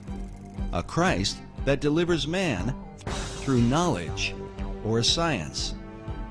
According to Peter Dawkins, Bacon's desire was to deliver mankind from the fall he had suffered in the Garden of Eden, to restore him to paradise through what he called the 6 days' work. So he always believed that as man was made in the image of God, as the Bible says, therefore we should imitate what God does. All his work imitates what he's learnt from the Bible and from the interpretations of the Bible. And so the 6 days' work of creation is how to create paradise, because that's in the Bible what's created as a result of the 6 days' work. So he calls his great instauration also the 6 days' work, 6 days' work of creation. And it's all planned out according to what he understood about what those 6 days or stages of creation can mean when interpreted into the human role, what human beings can do. While Bacon based his understanding on the Bible, Dawkins admits that his approach was not through traditional Christian doctrine, but rather a mystical view based in the teachings of Kabbalah. He worked like a Kabbalist. He was a master of the Kabbalah, and particularly the Christian Kabbalah. The Kabbalah goes back through the Hebrews, through Moses, to ancient Egypt, and before that it's said to Enoch, who was the great initiate and king of Atlantis. And it said all the teachings come from Enoch, including this Kabbalah. And Bacon was a great master of Kabbalah. His whole work is based on Kabbalistic principles. While explaining Kabbalah could go on indefinitely, it might be generally called the Jewish version of the ancient mystery religion. In the modern world, Kabbalah has gained popularity among celebrities and is practiced by Barbra Streisand, Mick Jagger, Roseanne Barr, Britney Spears, Jeff Goldblum, Elizabeth Taylor, Paris Hilton, Demi Moore, Winona Ryder, and of course Madonna, who has become a principal spokesman, much to the objection of some traditional Jews. In short, Kabbalah is designed to lead mankind to perfection, where man becomes a godlike being. It is a system that goes hand in hand with the concept of building paradise on earth. Sir Francis Bacon, the great Kabbalist, believed that the pursuit of science, or knowledge, was the way to achieve this great work. Most schoolboys used to know who Francis Bacon was and what he contributed to our knowledge today, and it was the method of science. Well, his first most public and fundamental effect he had was to form the basis of modern science, which is the experimental method. So he promoted what Socrates had also promoted, which was to not just think in your mind and argue, through arguments and so on, which is an Aristotelian method, but actually go out and look what is there in reality, in nature, and study nature and derive your thoughts and ideas from that and base experiments on that to see if they work. Then if they work and if they're useful, and they're proved useful over a length of time, then you might consider you've got perhaps a bit of truth, and then you build on that. Well, up to Bacon's time, most of what one could call science, which was not really properly existing as such, except in the mystery schools, in all university, academia and so on, was just producing arguments after arguments. You see, up until Bacon's day, it was the church that was in control, and in fact the church was in control up until about the 1800s. So the church was in control, but the church hierarchy wasn't necessarily pure Christian. There was a lot of people that were there because they could handle 3 or 4 languages and they had great intellect, but were they Christians? Real Christians? No, likely they were not. They knew their scripture, of course, but they were operating by the world system, and so the world system corrupted them. This corruption extended to their powers of discernment. While the Bible teaches that men should prove all things, many church academics in the Middle Ages trusted in an unsound method of deductive reasoning. based upon a faulty understanding of the Scriptures. And typically it would go this way, to give an example. They would take from the book of Acts where it says, and the gospel was preached to the whole world. That's one statement. Now the common statement that goes with that is, but the disciples and the apostles never went to the whole world. And therefore you could deduce from those two statements that, well, there were no people on the other side of the world to preach to. You see, well, obviously were, because the explorers found there were people in Australia and Tasmania. Years later they found that. So there were other people on the other side of the world. So you see, they got the wrong deduction using that method of deduction. And that's what Francis Bacon pointed out. He said there's so much nonsense. And so Bacon set out to establish a scientific method, one by which mankind might achieve all knowledge. Through this method, Bacon sought to bring forth a light that would eventually disclose and bring into sight all that is most hidden and secret in the universe. But first, he would have to find a way to overcome the stubborn traditions employed by the academics of his day, who would rather debate than examine. Bacon gives a great example in exasperation. When he was at university, he saw that there were professors and students spent 3 or 4 years debating how many teeth a horse has. Nobody went out to actually count them, you know. They just wasted all that time debating how many teeth a horse has. So he saw that as fruitless, wasn't producing anything good or useful, and humanity just was not evolving, and there's so many people in poverty and sickness. So he wanted to relieve that poverty and sickness, and get us towards a future paradise, a world paradise, not just for the England, but for the world. So he really started the whole principles of modern science, which is this experimental method. And then he had a formula to start with the basics, the physical world, which is physics, physical laws, and then work upwards towards metaphysics and so on. He couldn't talk too openly when it got to metaphysics, because it landed him in trouble with the religions of the time, who were at war with each other. So he had to do that in a more careful way, more veiled way. But right about it he did.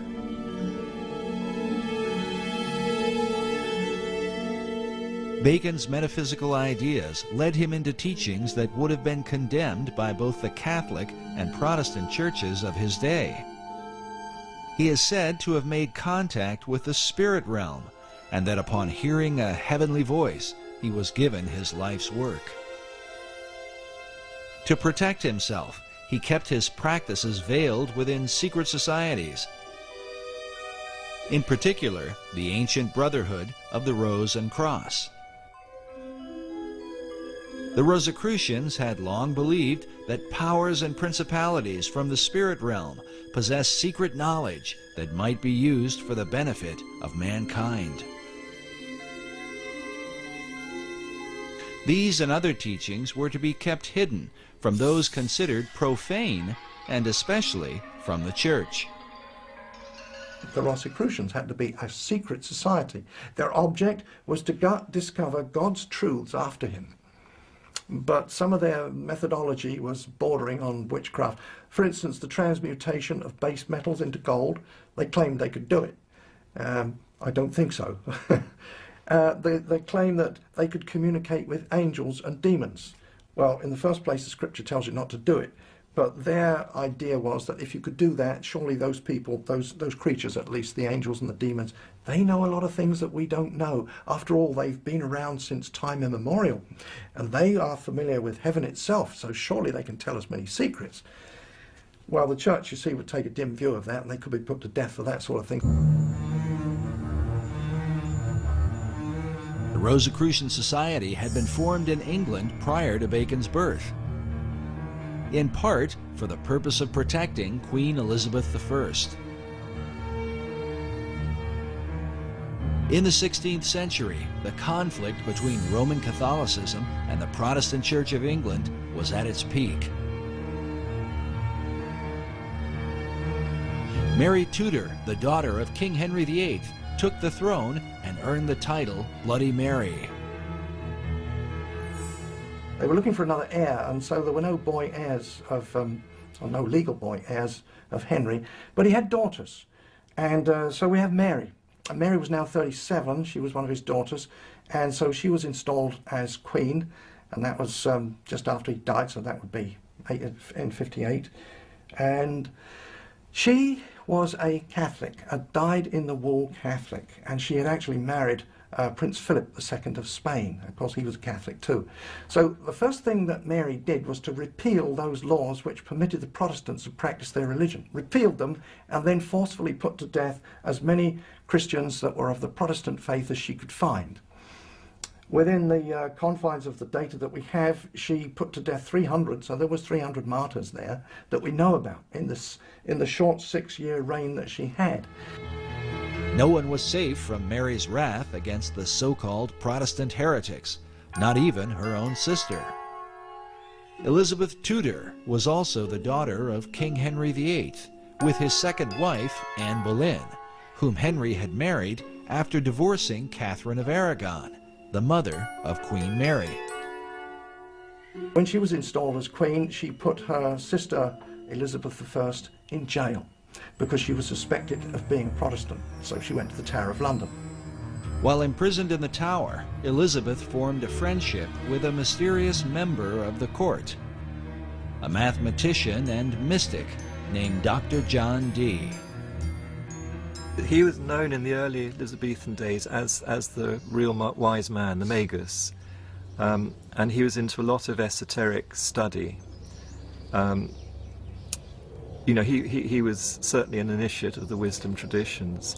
Dr. John Dee was one of the foremost geniuses of his day. John Dee was 34 years older than Francis Bacon, and John Dee was a mathematician, lived in London. He was a mathematician and astrologer to Queen Mary, Tudor, and that's Bloody Mary. While Dee began in Mary's service, he soon fell out of favor because of his bizarre experiments, and some say his friendship with Elizabeth. In any case, Dee was imprisoned under suspicion of sorcery, an accusation that would follow him throughout his life, and one that seems not unfounded considering his system of magic is still practiced by many occultists to this day. One thing that he is most noted for today among occultists is that he and a fellow named Edward Kelly, who was a medium, did magical invocations related to the Book of Enoch to produce an entire, what today is called, Enochian system of magic. And it's this incredibly complex language and alphabet and cubes and magic squares, and it's extremely complex, and it's very, very powerful. In his quest for knowledge, Dee tapped into the powers of the beyond, hoping to learn secrets from the spirit realm. But that's not to say he wasn't trying to communicate with angels. He did. And they can be contacted and talked with. Roughly it means messengers of God. So that's what Dee was trying to do in his own way. But he obviously was too open about it, so in the end he got persecuted for this. But not everyone saw Dee's dabbling as communicating with angels of God. Dee once wrote that he was looked upon as a companion of hellhounds, a caller and a conjurer of wicked and damned spirits. Yet like Bacon, he practiced much of his craft in secret as an active member of the Rosicrucians in England. Some even credit Dee with founding the modern Rosicrucian movement. As such, communing with angelic beings that provide scientific knowledge was a familiar practice. Now, there was a pretty very brief and shady dividing line between what they called scientific knowledge and what we might call outright witchcraft today. It was the demarcation there was very shadowy. This shadowy line was one that Dee crossed many times. Yet for a while, he flourished under the reign of Queen Elizabeth. During this era, some believe that he was a kind of mentor to Sir Francis Bacon. Well, we know from Dee's diary that Bacon made one visit, at least, to Dr. John Dee's home at Mortlake.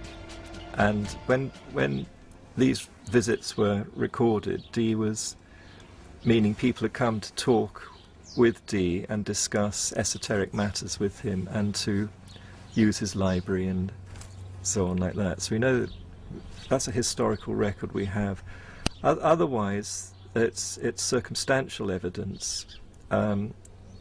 Bacon clearly knew Dr. John Dee because he was an important person in Queen Elizabeth's court, and Francis Bacon was a courtier.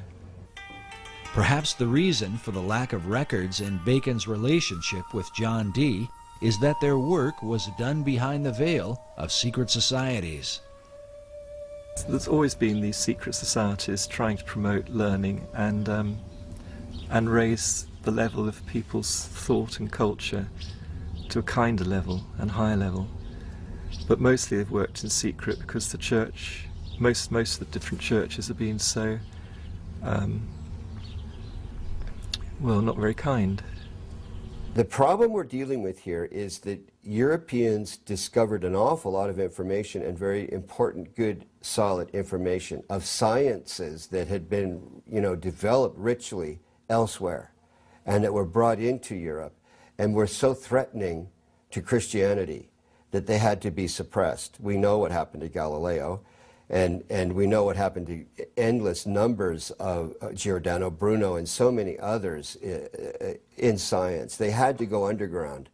So the process of forcing knowledge and wisdom underground created a lot of coding and a lot of buzzwords and a lot of secret gestures and terms that still aren't understood to this day.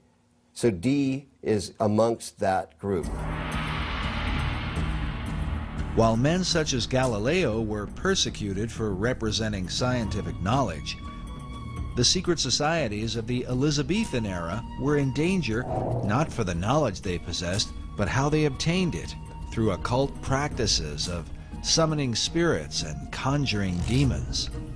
They were, nevertheless, determined to continue for the cause of science and learning. Dr. John Dee led the way in this arena. His method became known as angel magic because of his contact with spirits that Dee believed were sometimes good and sometimes evil. At one point, Dee's angels compelled him to visit the Holy Roman Emperor, Rudolph II, and tell him that he was wicked and that if he did not repent, God would throw him down. Incredibly, Dee obeyed the angels, visited the emperor, and established a friendship that would help to protect him from persecution later on. In his experiments, Dee worked with a medium named Edward Kelly. Kelly was the one who often made contact with the spirits Dee communed with. In a diary entry of June 8, 1584, Dee records a startling account. He claims that Kelly was greatly troubled when the angels tried to persuade him that Jesus was not God, and that no prayers ought to be made to him. They further claimed that sin did not really exist, and that man's soul simply moves from one body to another, in what sounds like reincarnation. Upon hearing this, Kelly was apparently distraught, and believed they had contacted evil spirits. Nevertheless, the angels provided Dr. Dee with gifts of knowledge.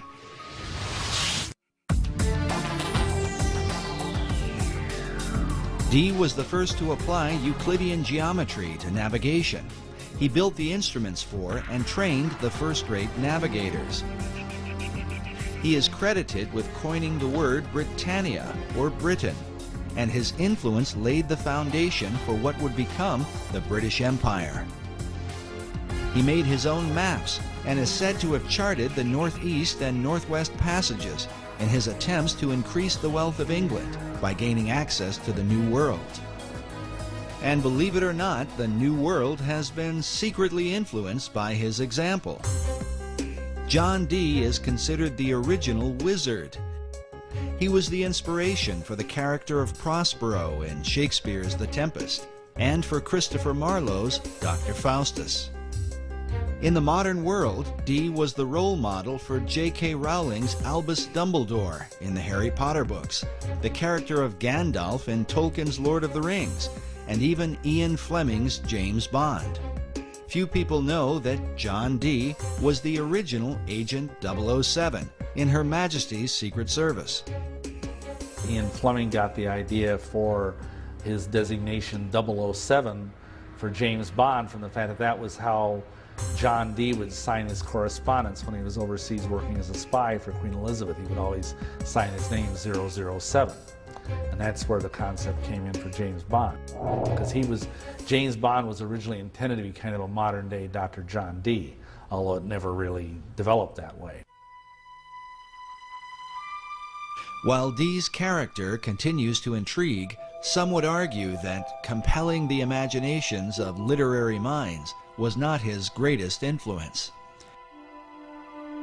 This image shows what appears to be a wizened old man passing a lamp in the dead of night to a younger man in Elizabethan clothing. Baconians believe this old world engraving represents Dr. John Dee passing the lamp of esoteric knowledge and wisdom to his successor, Francis Bacon.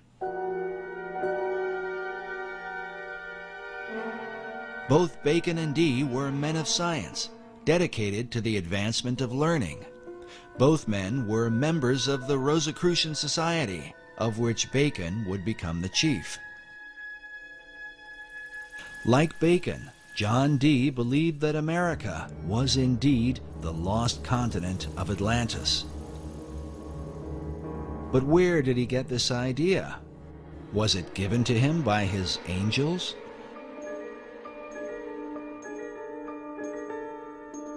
And did he pass this concept on to Francis Bacon? We can only speculate.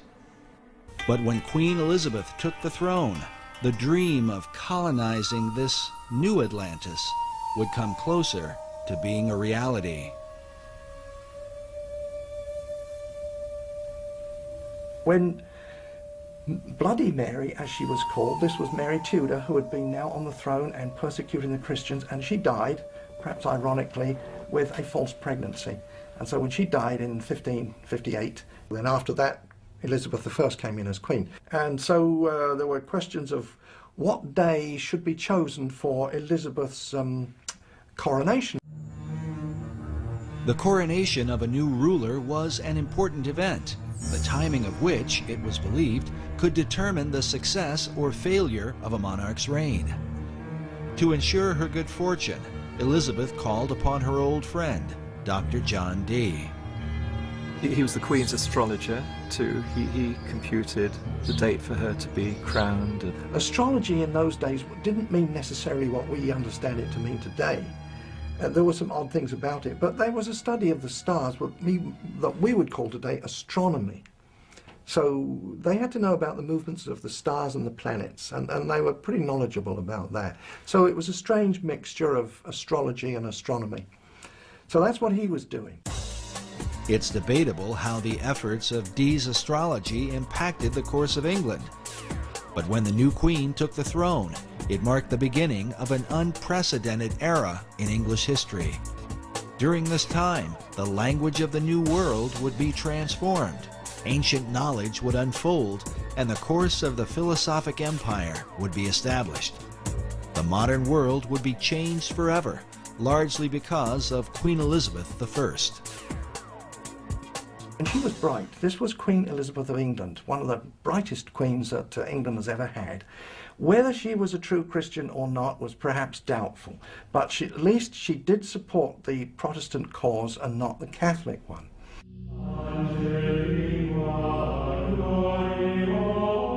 The Queen's Protestant faith made her immediate enemies in Rome.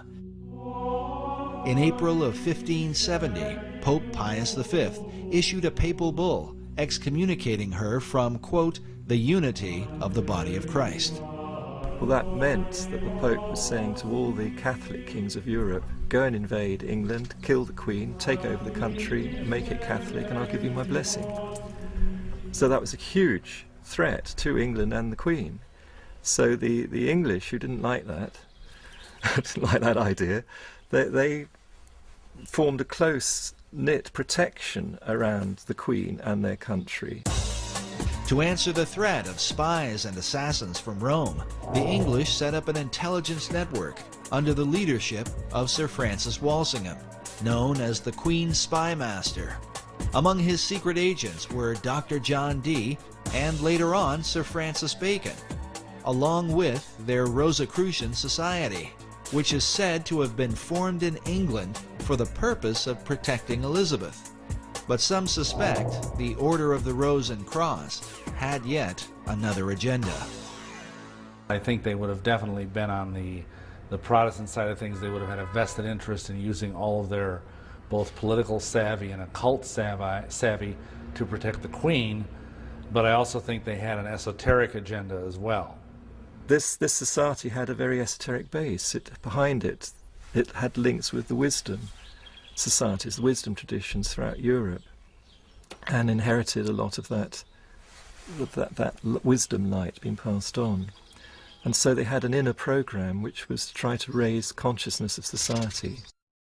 According to Bacon, Rosicrucianism seemed to represent the very heart and focus of the entire New Atlantis concept. Francis Bacon's last book that he was writing at the time when he allegedly died, that was 1626, but his last book was called The New Atlantis, and the subtitle was The Land of the Rosicrucians. Why the Land of the Rosicrucians, or Rosicrucians? Why did Bacon deem their influence to be so important? Rosicrucianism gets its name from the symbols, the main symbols used, and that's the rose and the cross.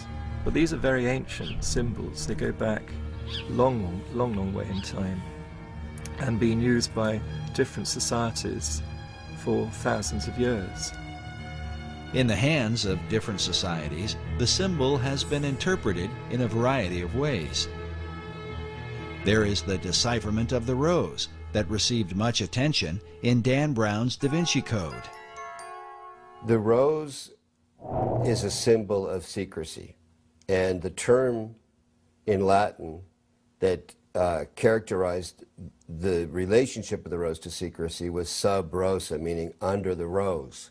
So secret orders world round, when they swear to secrecy, swear sub rosa. The secrecy of the rose represents the hidden knowledge of the ancient mystery religion, while the cross symbolizes Christianity. The combining of these two is what defines the belief of nearly all the secret orders. The symbology there is the infusion of all this Eastern Persian spirituality into Christianity.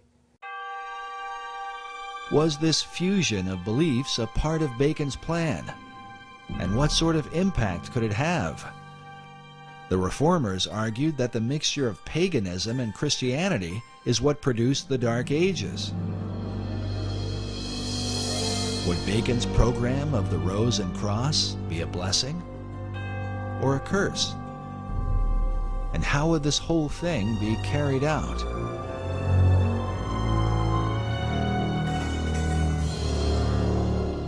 When one follows the Rosicrucian trail, John Dee was a very, very key influence in the historical Rosicrucians, and some say even the founder of it, the first president of it. But at some point, the presidency was given over to Francis Bacon, and he was in charge of the Rosicrucians, not just in England, but it spread right through Europe, and was following Bacon's particular program. And outwardly Bacon called his program the advancement of proficience of learning. This advancement of learning represented Bacon's desire to transform the world through knowledge. But he recognized that the key to obtaining knowledge was in a people's ability to communicate. As such, Bacon worked to reform the English language in ways never before realized. And it is a bit strange that the English language, as crude as it was in the time of Bacon's youth, by the time he died, it was becoming one of the most refined languages. But in England at that time, the English was dreadful. It was garbled with all kinds of different dialects, because if you think about it, England was made up of the Saxons, the Danes, the Gauls who had invaded, they were the Frenchmen, and they had a whole mixture of languages. So very often one Englishman could not communicate with another. To address the problem, Bacon surrounded himself with writers and poets who were like-minded. All these people, these kind of intellectual people, they all read and wrote in Latin, but they said, look, we need an English language. We're going to be a great country. So they needed a language and literature. So how to develop that skill. And that's what, I think that's principally what Bacon did. He gathered around him a literary society, you know, writers, poets, artists as well. And some of them were employed to, as part of the Secret Service of Queen Elizabeth. And they had communications with people all over Europe, in all the different countries of Europe. And from their letters they derived the roots of new English words, which they invented and put out.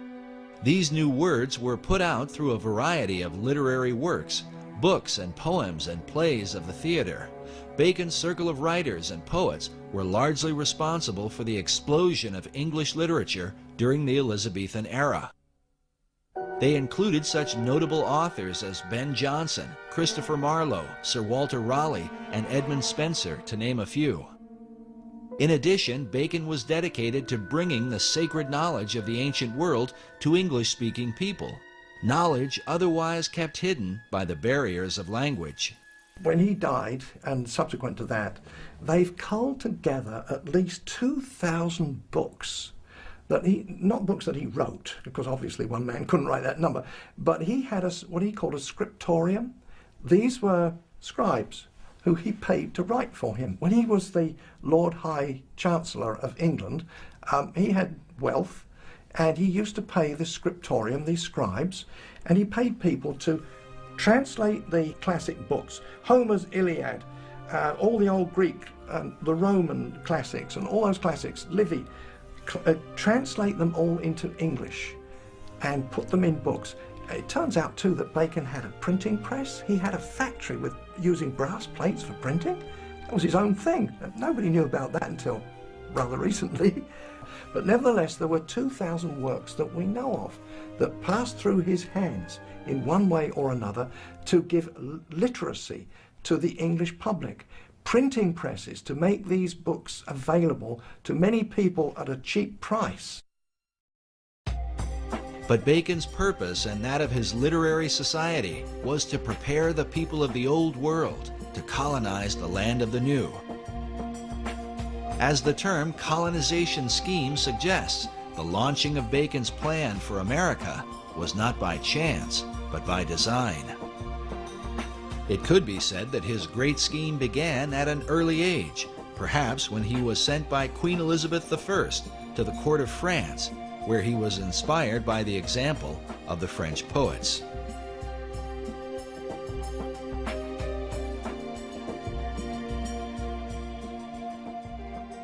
Another major influence, he obviously was inspired in France by the French Pleiades, the group of French poets who were deliberately trying to make the French language into a really good language, particularly for poetry and writings and so on of that sort. And Bacon spent several years at the French court, came back very inspired and wanted to do the same thing for the English language.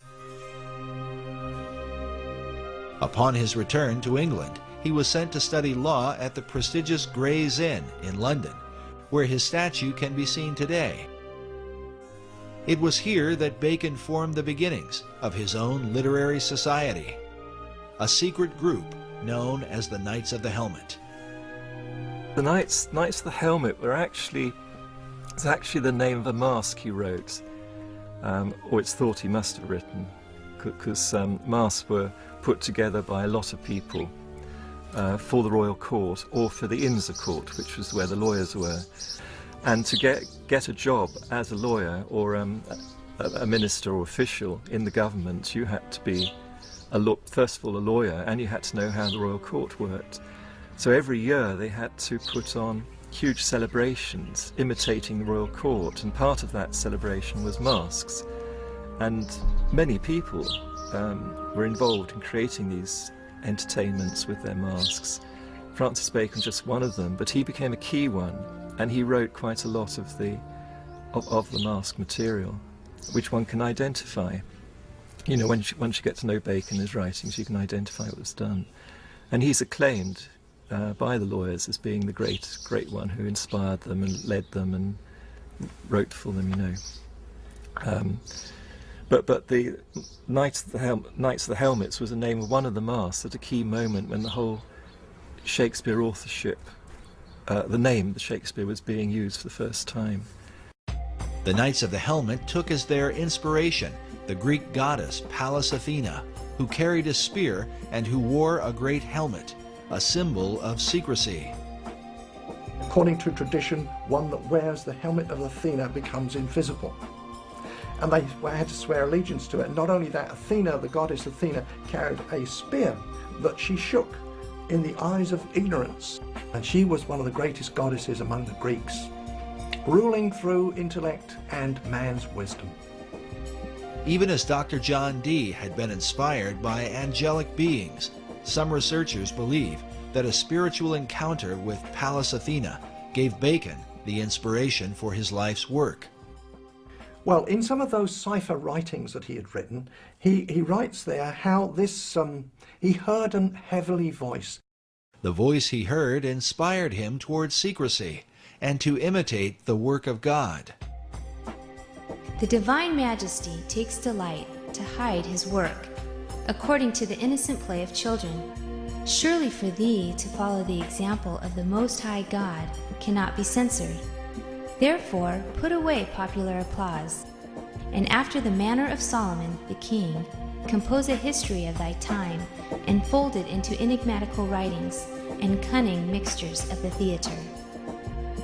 That was his mission in life. And for the rest of Bacon's life, he was dedicated to that one purpose. Baconian scholars believe that Bacon's revelation led him to develop a series of theatrical works that would teach the English people and transform them into a nation that could one day dominate the world and resurrect the Atlantean dream. Believing that he put away popular applause as his heavenly voice had commanded, he is said to have written behind the identity of William Shakespeare. Shakespeare is a synonym for Apollo and Pallas Athena. They're both known as shakers of the spear in classical tradition, and the spear represents a ray of light, a ray of wisdom, and they shake that spear at the dragon of ignorance. Exactly what Ben Jonson says in his preface to the Shakespeare Folio, to shake a lance at the dragon of ignorance. And this is the role of an Apollo or Pallas Athena. And they have always been the muses of the other 9 muses, who themselves are the muses of all the writers, poets, artists, and so on in history. So Apollo and Athena are the great inspirers. They're the great Shakespeares. Bacon incorporated these Greek gods within a key symbol, the AA headpiece representing Apollo and Athena. Usually one of the A's is shaded, denoting a light and dark side. This symbol is found printed at the head of certain pages within the Shakespeare Folio and among the acknowledged works of Francis Bacon.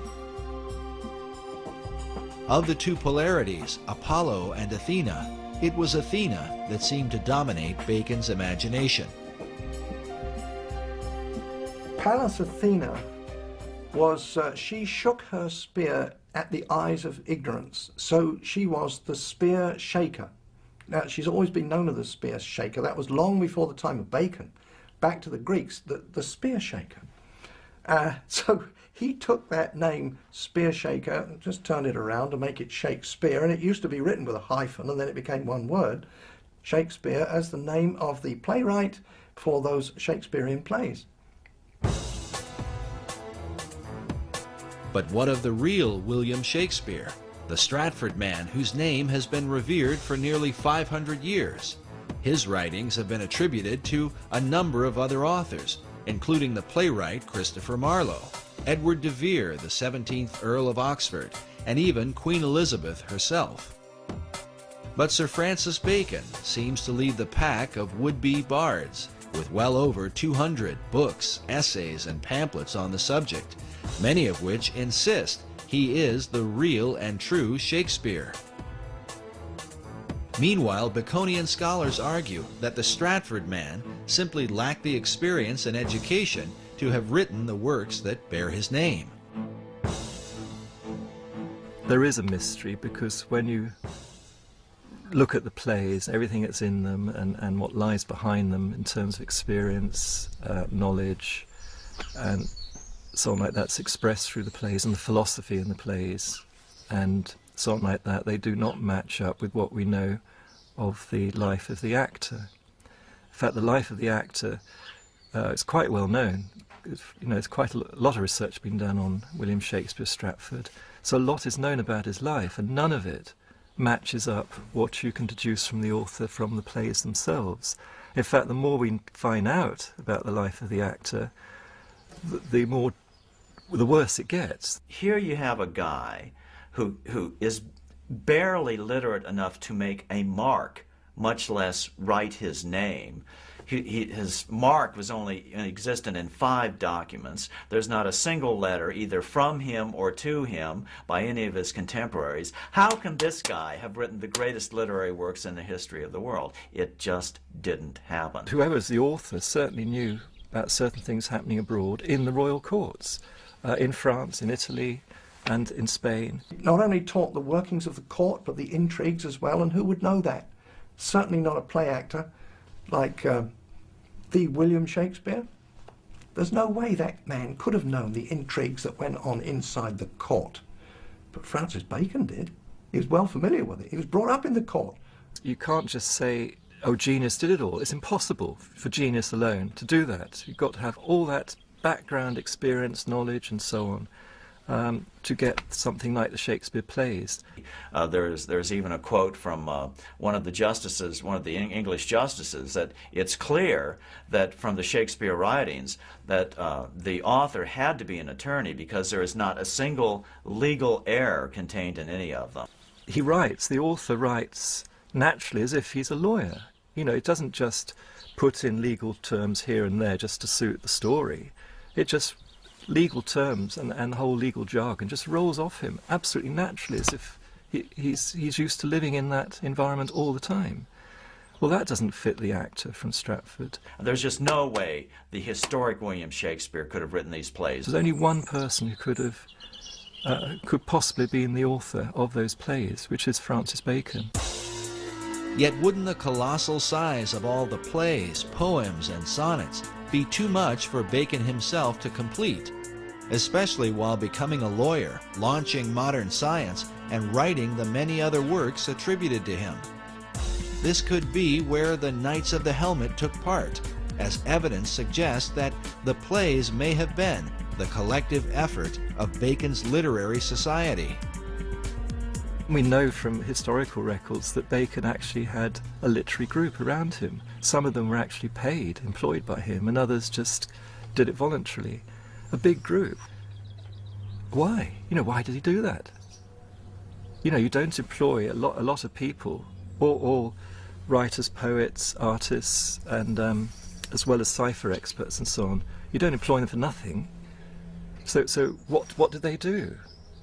And then you get the answer, the Shakespeare plays, because scholars have found out there's been other contributions in the plays from other poets and so on, have all put a little bit in here and there, and then you find that they were either associated with or employed by Bacon in that group. They're all part of this one group. So then the picture emerges of a typical Renaissance studio, but instead of being an artist, a painter with his studio of pupils, you've got a writer with his studio of pupils working with him. They each contribute a little bit to the picture or the story, but the main artist or author is Francis Bacon himself.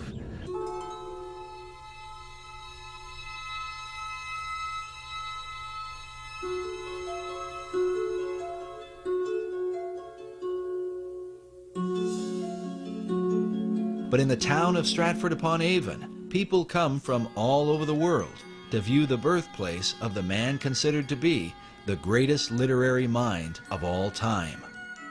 In Stratford, they hold a strong view against the suggestion that Shakespeare was anyone but himself.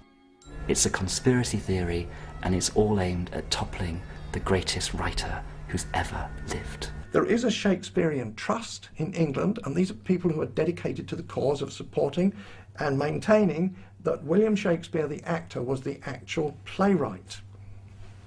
I think it's highly unlikely. Dr. Paul Edmondson is the head of education at the Shakespeare Birthplace Trust in Stratford-upon-Avon. In this debate, he is known as a Stratfordian, not just because of where he lives, but because of his traditional view of Shakespeare. The Stratfordians are considered the academic adversaries of Baconians. We asked Dr. Edmondson to comment on the Bacon-Shakespeare theory. It first occurred in 1785. A vicar just outside Stratford got to the age of 80, and then there's some report of him burning the papers that he'd been working on, as if in his later years he just kind of renounced any theory that he had about Bacon. It was taken up in 1856 by, what a surprise, Delia Bacon, no descendant, but she wanted to prove that Bacon wrote the plays. She even went as far as having herself locked in Holy Trinity Church to dig up the grave of Shakespeare, convinced that some manuscripts would have been inside the grave saying, "I did not write the plays, it was Bacon instead." And she didn't get as far as digging up the corpse of Shakespeare, and later she went mad after the publication of her book. But her book was groundbreaking. She had good support from Nathaniel Hawthorne, Mark Twain. She knew literary figures in the States. Mark Twain was certainly convinced that the historic William Shakespeare did not write the Shakespeare plays. And this is a guy, how can you deny his conclusions? He had the money to investigate it. He had the time to investigate it. He's not known as a crackpot in any other venue.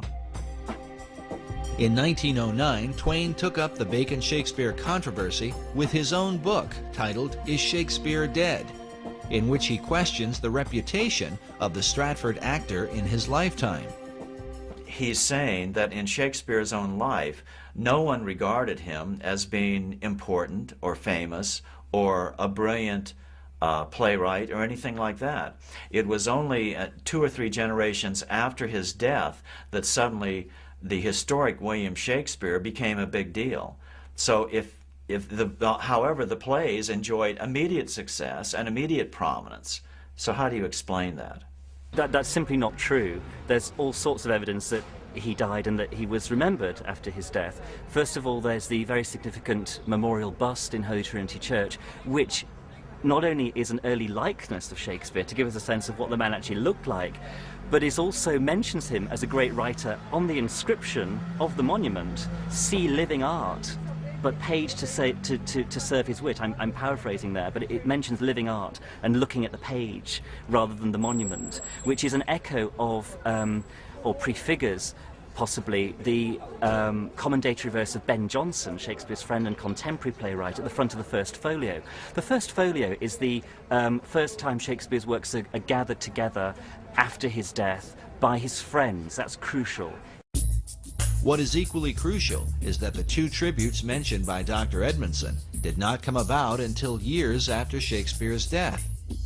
Other great writers of the time, like poet Ben Jonson, were given more immediate recognition within months of their passing. Just as importantly, the great folio assembled by Shakespeare's friends 7 years after his death contains what many believe to be some important clues. 19th century author W.F.C. Wigston referred to William Shakespeare as Phantom Captain Shakespeare, the Rosicrucian Mask. This may have been partly due to the world-famous Droeshout portrait that appears on the front of the original Great Folio of 1623. Note the presence of a line extending from the jawline of Shakespeare to the bottom of his left ear, as if to suggest the face were simply a mask. If this seems far-fetched, consider the dedication which appears beside it, written by poet Ben Jonson, a friend of both Shakespeare and Sir Francis Bacon. With a rather mysterious twist, Johnson concludes with the words, "Reader, look not on his picture, but his book." Why would Ben Jonson point the reader away from the face of Shakespeare and compel men to look upon the book instead? A dedication that seems to parallel the monument at Holy Trinity Church. On the inscription of the monument, "See living art," but paid to serve his wit. I'm paraphrasing there, but it mentions living art and looking at the page rather than the monument. Are these allusions made by the men who knew the real William Shakespeare, that he was simply a mask or front man for Francis Bacon? Bacon paid him off to go and keep his mouth shut. The monument at Holy Trinity Church refers to the page that serves Shakespeare's wit. But when one looks upon the page beneath his hand, it turns out to be blank. Some Baconians believe this is a secret code, alerting the reader that the Stratford man himself wrote nothing. The empty page is said to match the empty expression on the face of Shakespeare, who Baconians argue could barely write his name. It's actually a big embarrassment to, you could say, the academic fraternity that believed the actor wrote the plays. The question of Shakespeare's literacy is often mentioned because of the few known signatures he left behind. As one writer puts it, the scrawling, uncertain method of their execution stamps Shakespeare as unfamiliar with the use of a pen. Perhaps a modern equivalent of this is to say, you know, how good is your signature on your credit card? How good is your signature when you sign your name in a shop or on a bank transaction or whatever? There are several signatures which survive of Shakespeare. How good would you like them to be? While Baconians argue that Shakespeare lacked experience, Edmondson points out that, as the son of a glove maker, he was uniquely qualified. There's lots of references to different kinds of leather. For example, Feste's line in Act 3, Scene 1 of Twelfth Night about someone's wit being like a cheverel glove. Cheverel, as the son of a glove maker, Shakespeare would have known, is a kind of kid skin which stretches and stretches and stretches when you're making the gloves. It's a very soft, supple material to work with. And here you have it immersed in the wordplay of one of Shakespeare's clowns. Francis Bacon knew nothing about different kinds of leather, I would suggest. Actually, you could turn this whole thing on its head and say that Shakespeare wrote Bacon, which is something that a lot of people don't suggest, because why bother to do it that way around? One of the problems is the Shakespearean trust is that while these objections come up to William Shakespeare being the author of the plays, they refuse to investigate the contrary evidence which has been put forward to them. They refuse to look into it. They refuse to look into the cipher codes that Bacon incorporated in the first folios, for instance. Bacon uses this cipher in the Shakespeare work and his own, and in the work under his own name. But he also, in doing that, signs his name and the name of the Rosicrucian fraternity. This code system of writing he used all his entire life. The examination of the cipher codes in Shakespeare's plays have filled hundreds of books and essays over the last few centuries. But perhaps the most specific evidence are the presence of Baconian and Rosicrucian emblems in the Great Folio of 1623 and in earlier works by Shakespeare. Bacon's light A and dark A symbol appears, representing the two Shakespeares, Apollo and Athena. Meanwhile, this Rosicrucian emblem, featuring the god Pan, is found prominently throughout the work. Other mystical headpieces with Rosicrucian symbolism are found both in the Shakespeare Folio of 1623 and in works openly published by Sir Francis Bacon. The varied symbols and ciphers clearly mark the presence of Bacon and his Rosicrucian fraternity, while to what extent they were involved in the writing of the plays remains a matter of debate. But perhaps the most compelling evidence is that the works of Shakespeare helped to accomplish exactly what Bacon and his Knights of the Helmet set out to achieve. While the numbers vary, the plays are said to have developed some 20,000 words for the English language, with some words being created, older words being revived, and current words being used in new ways.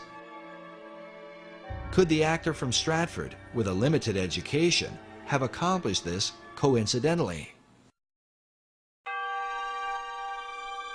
The Shakespeare controversy was illustrated quite clearly by Masonic author Manly P. Hall in his book, The Secret Teachings of All Ages, where he reveals the veiled purpose behind the writing of the plays. He says, Sir Francis Bacon, the Rosicrucian initiate, wrote into the Shakespearean plays the secret teachings of the fraternity of the Rose and Cross, and the true rituals of the Masonic order. The Bacon-Shakespeare controversy involves the most profound aspects of science, religion, and ethics. He who solves its mystery may yet find therein the key to the supposedly lost wisdom of antiquity. The lost wisdom that Hall refers to is said to have begun in ancient Atlantis.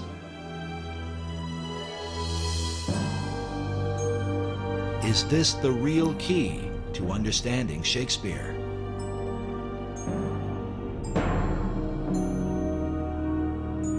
Incredibly, it may be said that the plays themselves represent the whole confusion of America's foundation. For while Shakespeare contains a clear representation of Christianity, with some 1,200 biblical references, along with them are plays with openly pagan and magical themes. Like the symbol of the Rose and Cross, the plays combine the teachings of Christianity with the wisdom of the mystery religion.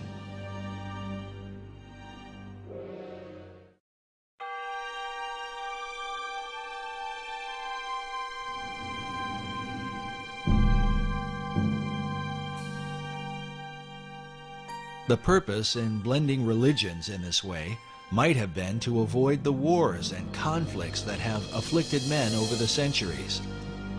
Bacon, who saw religious persecution in his own day, may have inherited this view from an earlier Masonic influence, the Knights Templar. The whole episode of the fall of the Knights Templar is a matter of conflicting historical controversy. We do know that when they left the Holy Land, the order had increased in numbers and power, and by the beginning of the 1200s, they had returned to Europe, and the Knights Templar then became the dominant financial force in Europe. The Templars were the people that loaned the money. Well, of course, the popes and people to whom the money was, they owned the money, they could get rid of their debt by getting rid of the Templars, and they did.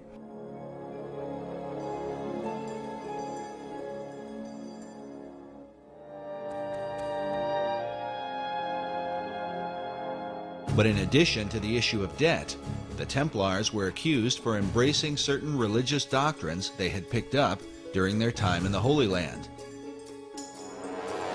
It is said they began to combine the teachings of Christianity with the influence of Islam and Judaism, as well as spin-off cults known as the Yazidi and the Hashashin. What people did not understand is they had adopted the teachings of the ancient esoteric religions. And they were decreed by the Pope in 1308 in Europe and 1309 in England that the Templars should be disbanded, if not hunted down and killed. Many Templars were tortured under the Inquisition and even burned at the stake for heresy. But some of them escaped. And a lot of them, I think, went underground, because by no means did the dragnet, if you will, capture all of them. A lot of them fled to Scotland. They had to go into hiding. And one of the places they found to hide was the Masonic Lodge. There's no question but that the Knights Templar are the real fulcrum of the latter development of Freemasonry. And that's not saying that Freemasonry did not pre-exist the Knights Templar. It did, as the builders, as guilds of builders throughout Europe. It is from the influence of the Knights Templar that many believe Masonry began to develop its modern philosophy. A philosophy literally carved in stone, and found in one of the most intriguing monuments of the Western world. Just outside of Edinburgh, Scotland, is the Rosslyn Chapel, a place that may well provide a door to understanding Masonry, the Knights Templar, and the ancient plan for America.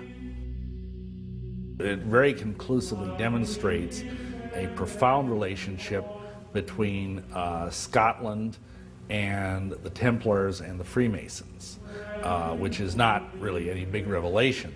But of course, the whole idea is that the three things go together. The chapel was built in the 15th century by William Sinclair. The tomb of his ancestor of the same name, and who died a century earlier, is found within. His name, as it appears, William Sinclair, Knight Templar, is believed to be a link between the Templars and the Scottish Masons who built this mysterious chapel. The chapel the foundation stone was laid in 1446, and it was finished about 1492. So it took 50-odd years to build. And the interesting fact is that William Sinclair, the builder, was 50 when the job started, and he died when it stopped. So this man was uniquely old, because in medieval times you wouldn't expect to live perhaps more than 35 years or so. But William Sinclair was into his 90s, so he was a remarkable character all the way around. Everything about him was remarkable, including the legacy he's left us. The legacy of Rosslyn Chapel seems to be the very essence of the Templar belief and that of secret societies everywhere. The removal of all boundaries concerning world religion. As noted before, this Gnostic theme is well captured in Dan Brown's best-selling book, The Da Vinci Code, a work that has created worldwide controversy. During our visit to Rosslyn Chapel, we encountered Erwin Lutzer, author of the book, The Da Vinci Deception. Of course, as we know, Rosslyn Chapel has become famous because of the Da Vinci Code. And you have people coming from all over the world staring at its ceilings, trying to crack its codes. As we walk through it, it's very probable that the Masons who built it had a field day. They decided that they were going to combine all kinds of mythological elements along with the Bible. So you have Masonic elements in the chapel, you have some pagan elements, you have Christian elements, and they're all thrown together. Rosslyn Chapel is probably one of the most extraordinary buildings in the world. It is like a Disneyland of Masonry and Rosicrucianism. I think the chapel is an enigma. It satisfies the needs of a great number of people who come to Rosslyn for a whole raft of reasons. If you're a Knight Templar or a Freemason, if you are an American looking for some links with the New World before it was discovered, if you're a Sinclair, if you're religious or an art historian or an architectural historian, an esoteric, Rosslyn has got something for you. If you're a paganist, we have over 110 green men. Most churches will have 1 or 2 green men, but we have over 100 of them. The green man is a representation of an ancient fertility god, just one of the many pagan icons in the chapel. And so Rosslyn, not only does it offer a great many things to different people, but it also offers a mystery. The mystery, he explains, is that Rosslyn Chapel, while designed as a Christian church, is filled with so many religious symbols, a person is confused about what they are compelled to worship. It's like having a VCR. You know pretty much what it's meant to do, but you can't actually make it work properly. No one can follow the instructions. And the chapel is like that. We know it's a church. That's fair enough. But it has so many other little stories connected with it and mysteries, and the carvings are not particularly clear, and they can be interpreted one way or another. And so for everything you see in the chapel, there's probably 3 answers. And that, I think, is its great appeal. Centuries after its construction, researchers continue to question the overarching message of the chapel. What was the intent of its design? It may have had a point for the Masons who made it, in the sense that there were various messages that were conveyed. Essentially, Masonry's doctrine, foundationally, and they will even say this publicly, is universalism. which is the idea that basically all religions are the same. It doesn't matter what religion you are, as long as you're sincere and devout in your beliefs, and that all men, they say, may gather at the hospitable altars of Masonry no matter what their religious belief. So, in that sense, they're very much part of pushing toward a one-world religion, and to view biblical Christianity as basically the enemy. Because biblical Christianity makes unique claims about itself that none of these other groups, the Rosicrucians, the Masons, any of these groups, will acknowledge. Some of us are convinced it's important that Christianity be held distinct from some of the elements that are found here in Rosslyn Chapel. After all, the message of Jesus Christ is very, very unique. But throughout history, you've always found those who want to blend together various ideas, various organizations, and various religions. And here at the Rosslyn Chapel, people can come and they can practically see anything that they want. But within the monument is evidence, not only of what the Templars and Masons came to believe, but perhaps a reflection of things to come. The promise of a land where one day their ancient hope might be fulfilled. For inside Rosslyn Chapel, along with the haunting imagery, is evidence of the New World prior to the discovery of Columbus. Well, there is this window which is decorated. The window frame is decorated with Indian corn or maize, and the chapel was built in the 15th century. So it is strange that Indian corn, which wasn't ever grown here, is used as a motif. The chapel was finished around 1492, the same year Columbus is thought to have come to America. This would mean the carvings would have been completed beforehand.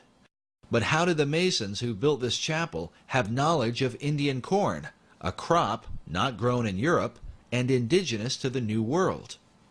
Who knows? There are lots of mysteries about this chapel. Another mystery is the presence of Aloha cactus plants, also indigenous to America, and like the Indian corn, carved along the arches of the chapel. But even with these, academics have been skeptical. Yet a third carving, a trefoil plant, or type of clover, is said by Rosslyn Chapel director Stuart Beattie to have convinced one skeptic in particular. The trefoil plant is quite interesting. Rosslyn Chapel does have carvings of plants that we believe came from the New World before Columbus discovered America. We've had these plants investigated, and a botanist from the university had a good look at them, and he wasn't particularly convinced, as academics need to be. He wasn't 100% sure that these plants were in fact Aloha cactus and sweet corn. And I think his logic was that the people who went to the New World and recorded these images on parchment brought those images back. They would have been translated to wood and then subsequently translated to stone. And it's that process which removes them from the original 2 or 3 times, which means that there are discrepancies that can build in. And so, being an academic, he was uncomfortable with these images. And when looking around the chapel, he suddenly, his eyes lit up, and he came and got me, and he said, whilst I was fairly unsure about the sweet corn and Aloha cactus as being honestly genuine, I have found a trefoil plant on what would have been the outside of the chapel at the time, but is now the baptistry, that would only have been found in the New World. Therefore, I am much more comfortable to say that the other plants are also honest and true.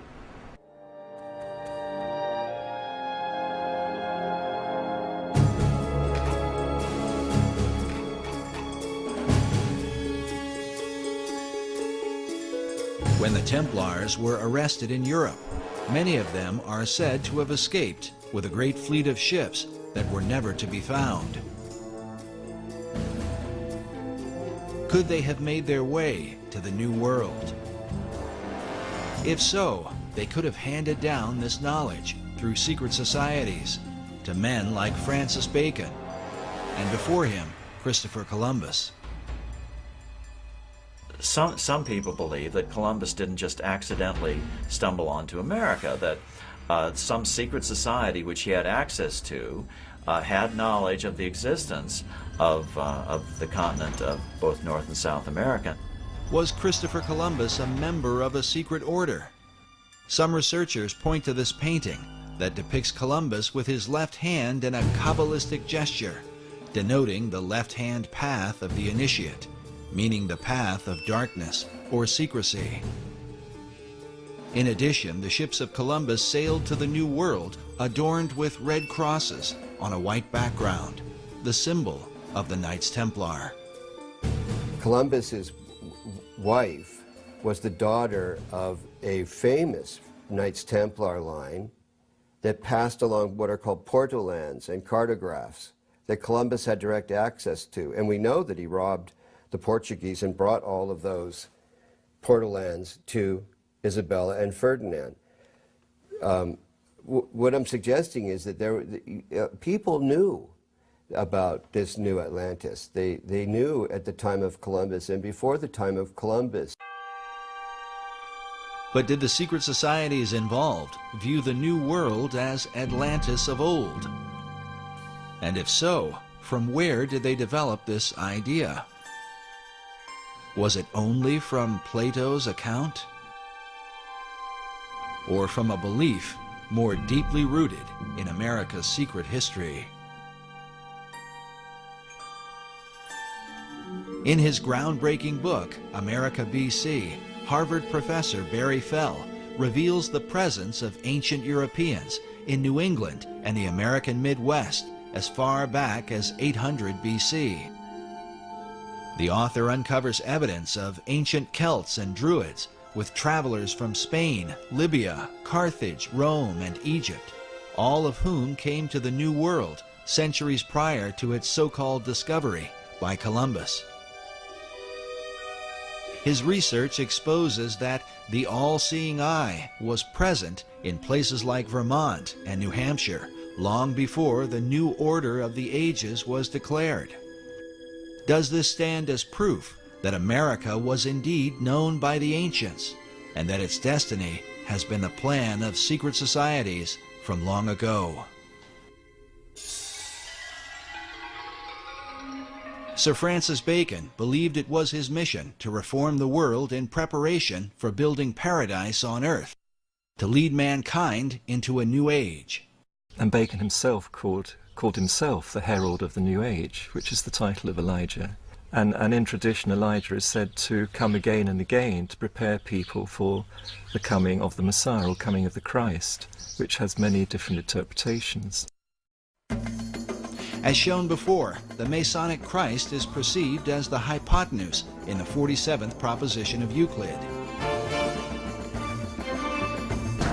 This rare Pythagorean symbol is found among the Masonic regalia of the 4th Earl of Rosslyn, whose family owns the Rosslyn Chapel.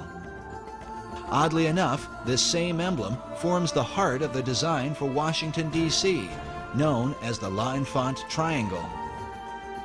Masonic author David Oveson claims that the entire city of Washington is based around this Pythagorean theorem. If so, America's capital might stand as the ultimate dedication to Bacon's great plan, a city designed symbolically to represent the Masonic Christ that Bacon came to herald. If these things are so, what can this mean for the secret destiny of America?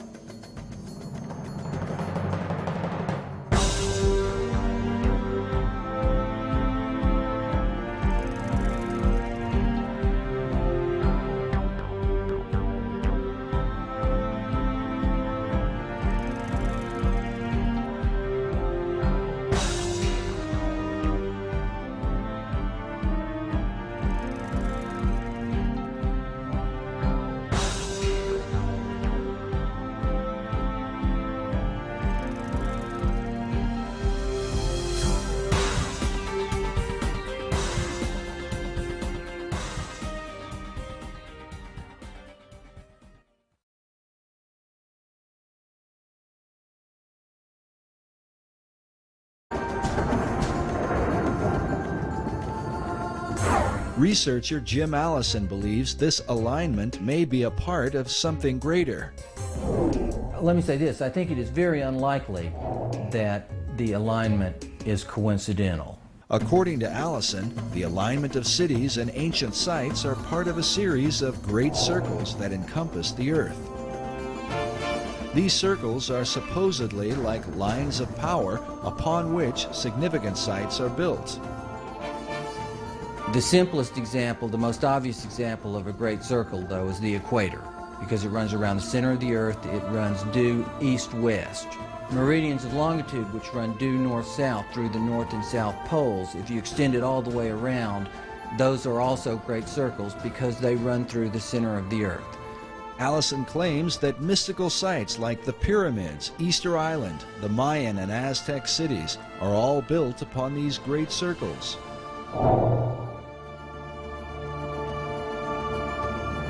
In addition, one of these great circles contains the 5 cities that date back to the era of the American Revolutionary War. Washington, D.C., Philadelphia, Baltimore, New York City, and Boston are in fact aligned. They're fairly close together. The distance from Washington, D.C. to Boston is 400 miles.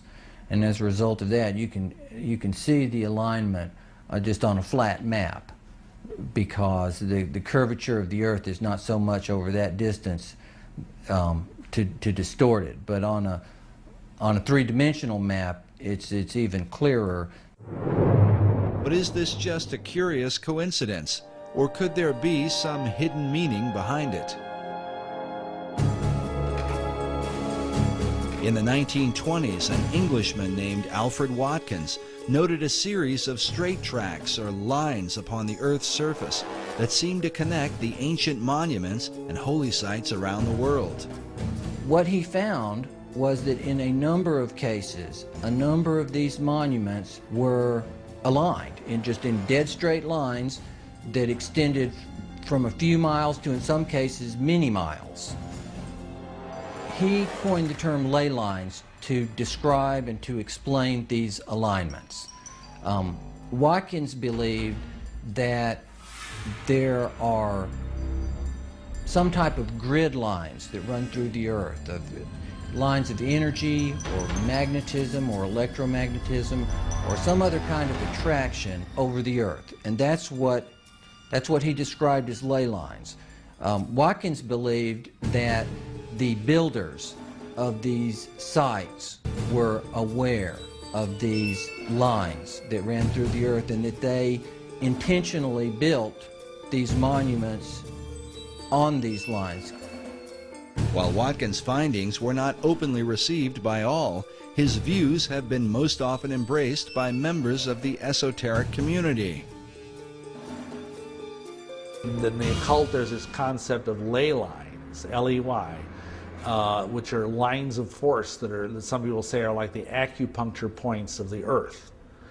And you always want to build things on a ley line. All of the great cathedrals of Europe are built upon these ley lines, which are like currents of power. These currents of power are thought to have magical significance. Some believe they act as portals for spirits to travel to and from the ancient monuments that fall within these alignments. But the question remains, were such power lines important to the builders of early American cities? Were they aligned with a secret purpose in mind? It's very important where the pyramid of Khufu is built, the Great Pyramid. And it's very important where Stonehenge is built. There are several great circles that ancient monuments are aligned with.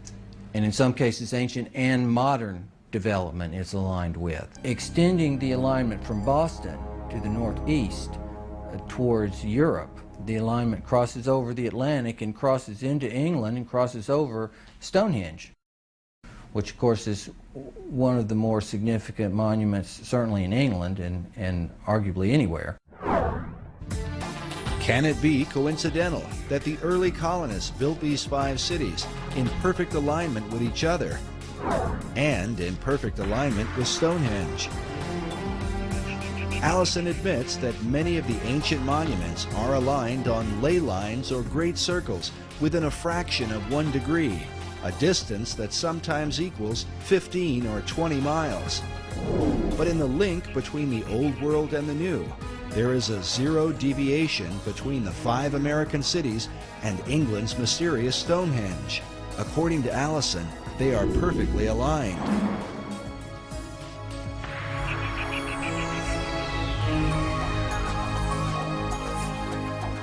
Can such a perfect alignment be unintentional, or the result of some natural attraction of ley lines in the earth?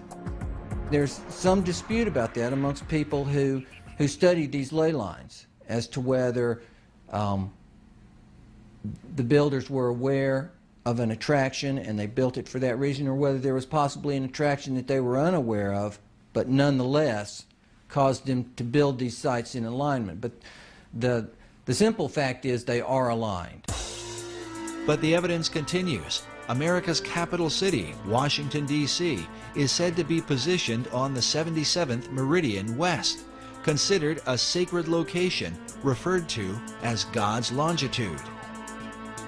In his book, Marking Time, author Duncan Steele argues that the early expedition of Sir Walter Raleigh, known for the lost colony at Roanoke, was not quite the failure it seemed to be. Raleigh's intent, according to Steele, was not really to establish a colony, but rather to capture God's longitude by locating the 77th meridian. The goal of the occultist who understands these concepts is to have things exist within the sacred harmonies of the earth. And if indeed they believe that the 77th meridian was somehow very sacred, then it would be incredibly important for them to plant their flag there. In Washington, D.C. is even found Meridian Hill, said to mark the precise location of the sacred longitude. Raleigh himself was a member of Bacon's secret society in England. Was he sent on a mystical journey so that America might be designed according to esoteric principles from the beginning? And how many others came ashore as a result of the Baconian influence? The Rosicrucians came ashore very early on in the founding of the New World. The Masons were also there from the beginning, and I think from very early on, this if you will, cartel, this occult cartel of various groups, basically had it as their goal to establish a society on this continent that was wholly given over to esoteric goals.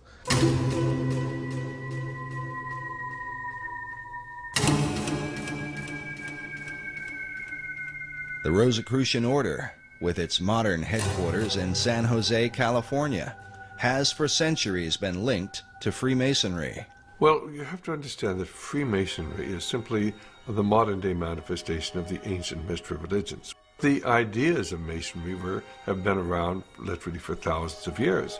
And of course, Rosicrucianism was simply a forerunner of modern-day Masonry. The order takes its name from its primary symbol, the rose and cross. Like Masonry, the Rosicrucians traced their religion to the mysteries of ancient Egypt. Their power base in San Jose centers around an Egyptian museum. There are chapters of the Rosicrucians studying every place across America, and one only has to go up on the internet, and they actually have websites where they recruit people into the Rosicrucian order. People have no idea that these people are even here. Perhaps the reason for their lack of exposure is that they are dwarfed by the chief of all secret societies, the ancient order of Freemasonry. Nevertheless, the Rosicrucians are said to be the first of the secret orders to have opened a door in the New World. The very first that we know of occult beachhead in America was Rosicrucian. I was out on a speaking tour recently, and I had the opportunity to visit the Ephrata Cloister, it's called, in Ephrata, Pennsylvania. And it's where the original Rosicrucian community built its headquarters right on the east coast of the United States, and that was in the 1600s. And right about the same time that Christianity was establishing its beachhead in America, so was the Rosicrucian order. In the 16th century, Sir Francis Bacon had become the chief of the Rosicrucians in England. Researchers believe that Bacon sent members of this society to America to launch his esoteric empire, the New Atlantis. This 1910 Newfoundland stamp commemorates Bacon's early influence. It reads, "Lord Bacon, the guiding spirit in the colonization scheme." I know that Rosicrucianism today holds Bacon in highest esteem as an active transmitter of the secrets. If you go to the AMORC, the Ancient Mystical Order of the Rose and the Cross, the Rosicrucian Order Center in San Jose, Bacon is everywhere. He's a demigod in Rosicrucianism. But Bacon's influence was not confined to Rosicrucianism. He is considered by some to have been the first to formalize the mystery teachings into a system now recognized as modern Masonry.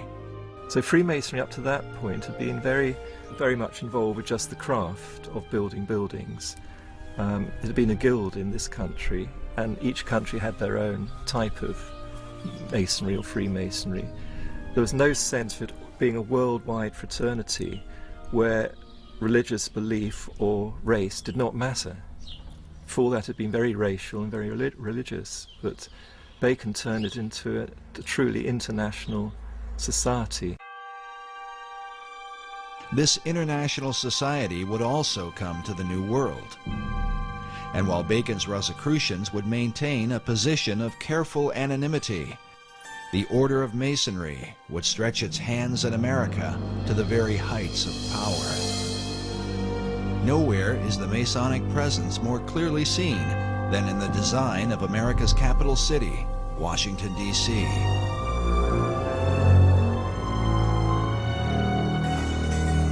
How did he come into possession of this knowledge?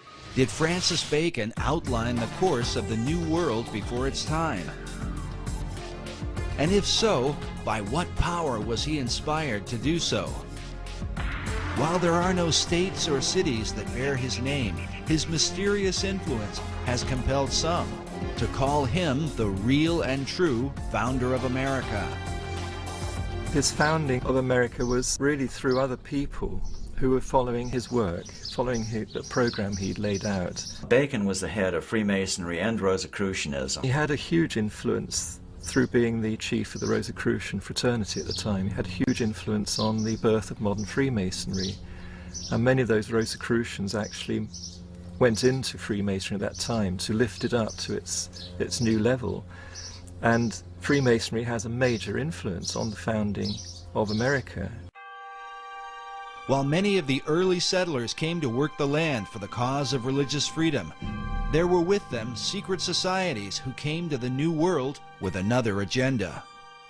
Secret societies came to America shortly after the Pilgrims arrived, and they were sent by a man named Sir Francis Bacon. You get this very strange mixture of people, many of whom understood even then the advantage, spiritually and otherwise, to having secret orders. Unless you understand the influence of the occult societies on the development of America, on the establishment of America, upon the course of America, why you get completely lost studying our history. And they were the ones through which this work was being put into operation in England, in Europe, and eventually in America and the world. So that America then could be used to lead the world into the philosophic empire. You understand that America was founded by Christians as a Christian nation. However, there were always those people on the other side who wanted to use America, use our military power and our financial power to establish enlightened democracies throughout the world and restore lost Atlantis. Yeah, maybe Bacon had it right. Maybe Atlantis is not something yet to occur, but maybe it's occurring right now in America. In his lifetime, Sir Francis Bacon referred to himself as the herald of a new age. He promoted a new universal order for the whole world. Can this be what early American founders referred to with the words Novus Ordo Seclorum, the new order of the ages? And does this vision affect America today? When our founders declared a new order of the ages, they were acting on an ancient hope that is meant to be fulfilled.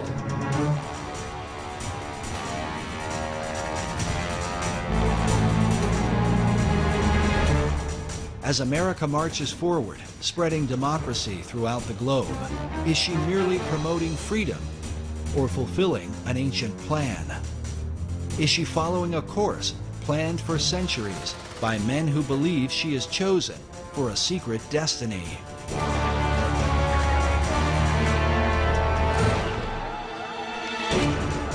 To understand the present and possibly the future, we look into the past as we unfold the secret mysteries of America's beginnings.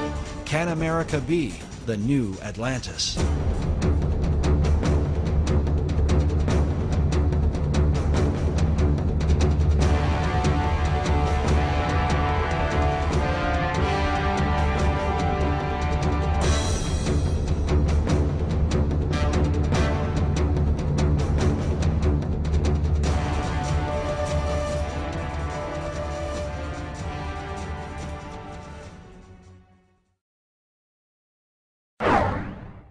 The movie National Treasure revealed to many the role of Freemasons in the founding of America.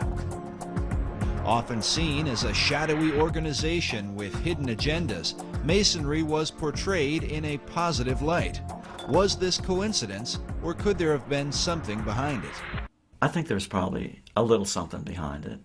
The Freemasons among our founding fathers left us clues like these. The unfinished pyramid, the all-seeing eye. They're speaking to us through these. Well, the movie National Treasure is probably the first film in many years that has given a positive spin to the Masonic Lodge. And essentially it seems to have been at least partially designed as kind of a propaganda piece for them. They were basically trying to say that these people who have hidden this secret knowledge of whatever it was, the gold stash or whatever, the Masons, are basically good guys. Because it makes them appear to be this sort of benign, shadowy group that's in the background protecting these important ancient secrets and also protecting this great, massive treasure.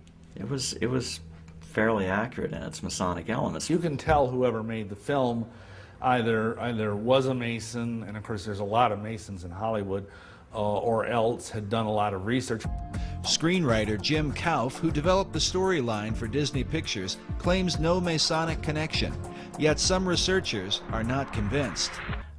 Masons were involved in the writing of that, it seems to me, because then they tried to turn it around and, you know, say that that Freemasonry is a good thing, that it has these hidden secrets deep within it, and that someday will be revealed and, you know, bring good things to America, etc. Yet did the filmmakers accurately portray the real secrets of Masonry? The thing I think that's unfortunate about the movie is, other than it kind of glamorizes the Masons, is that it makes it sound like the treasure of Masonry is monetary, that it's this enormous cachet of wealth and gold and jewels and urns and statues and whatever. And really that's not what the treasure of Masonry is. The treasure of Masonry is esoteric wisdom. It is what Masons believe. It is the secret of eternal life and immortality. And that's an entirely different thing. Conspiracy theorists have suggested that the film was intended to mislead. But the question remains, if Masons were involved in the making of the film, what would motivate them to tell a story about a society sworn to secrecy? I think Masons have been pretty desperate over the last couple decades. They've taken a lot of hits, due in at least part to my books. and their membership is declining fast. Men love secrets, and that's just a basic truism. And so if they advertise that through a popular movie, maybe it would generate a little more interest. On one level, the film, I think it does some good in that it does educate people about the origins of our country and the fact that the origins of our country was very much steeped in Masonry. But on the other hand, I think it misleads about the benign nature of Masonry's involvement, and also it misleads by defining the nature of what Masonry has been guarding for the last 3,000 years. But what has Masonry been guarding for the last 3,000 years? The real history of the craft, as it is called, varies from one source to another, and is a continued thorn of controversy. Masons claim biblical origins dating back to Tubal-Cain, the first craftsman, as well as Nimrod, who built the Tower of Babel and founded the ancient city of Babylon. King Solomon plays an important role, as Masons are said to have been the builders of the Great Temple in Jerusalem. No less important is the influence of Gnosticism, sometimes called the mother of Masonry. According to Masonic historian Albert Mackey, Gnosticism is where Masonry gets the mysterious letter G, as seen here in the midst of the Masonic square and compass, a symbol that often adorns Masonic tombstones.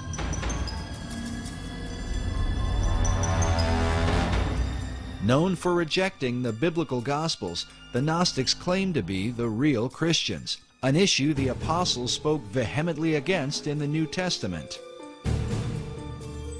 The Gnostic Gospels have been promoted by writers like Elaine Pagels and celebrities such as Jane Fonda.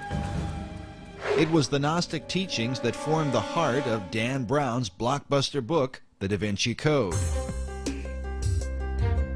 The Gnostics were known to express a humanistic view of Christ, a view they are said to have exploited for the purpose of justifying their debauchery of women.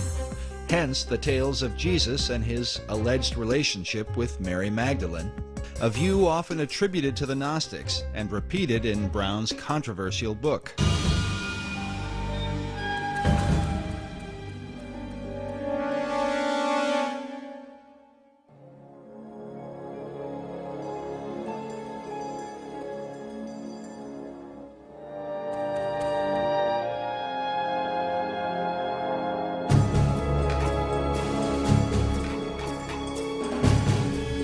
But Masonry's most popular debates, especially with films like National Treasure, and books such as The Da Vinci Code, Born in Blood, and Holy Blood, Holy Grail, seem to involve the mysterious Knights Templar, whose connection to Freemasonry is often seen at the Rosslyn Chapel in Scotland's capital city of Edinburgh. A place that not only reveals much about the Templars and Masonry, but within may be secrets to the founding of the New World. But whatever the connection or controversy, most Masons trace their craft back to the mysteries of ancient Egypt. Egypt is like pretty much the proximate fountainhead of all esoteric mystery teaching. After the example of the Egyptian craftsmen, the Masons carved their own imagery in the great structures of Europe. Secret signs and symbols were embedded into their work, the meaning of which was to be hidden from outsiders. These were the craft masons who actually built the temples.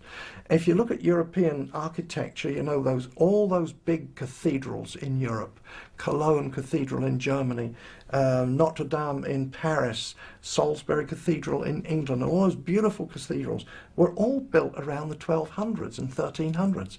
And it was these masons who knew their business, and they wanted to keep their skills secret.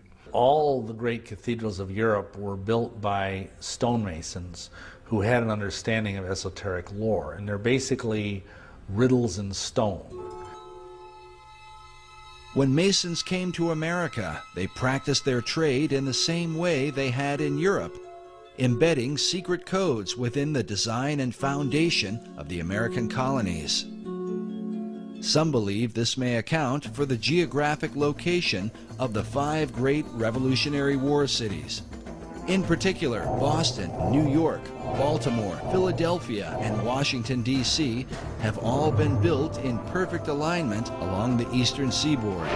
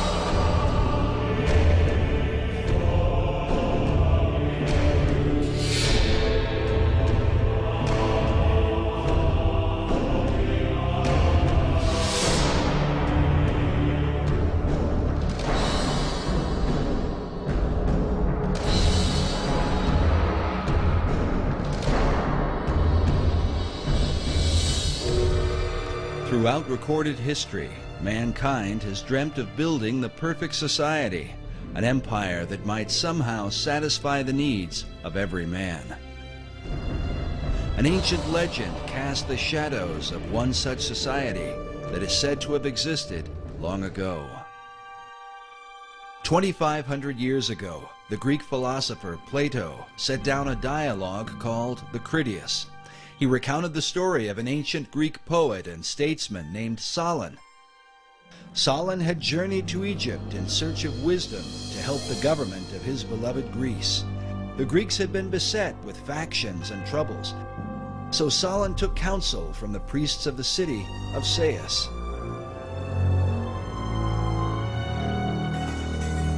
An old priest told him, "O Solon, Solon, you Greeks are never anything but children. There is no old opinion handed down among you, nor any science that is white with age." The old priest then proceeded to tell him the story of the lost city of Atlantis. In the centuries that would follow, scholars and researchers have debated whether Plato's Atlantis was intended to be an account of real history or simply an allegorical myth.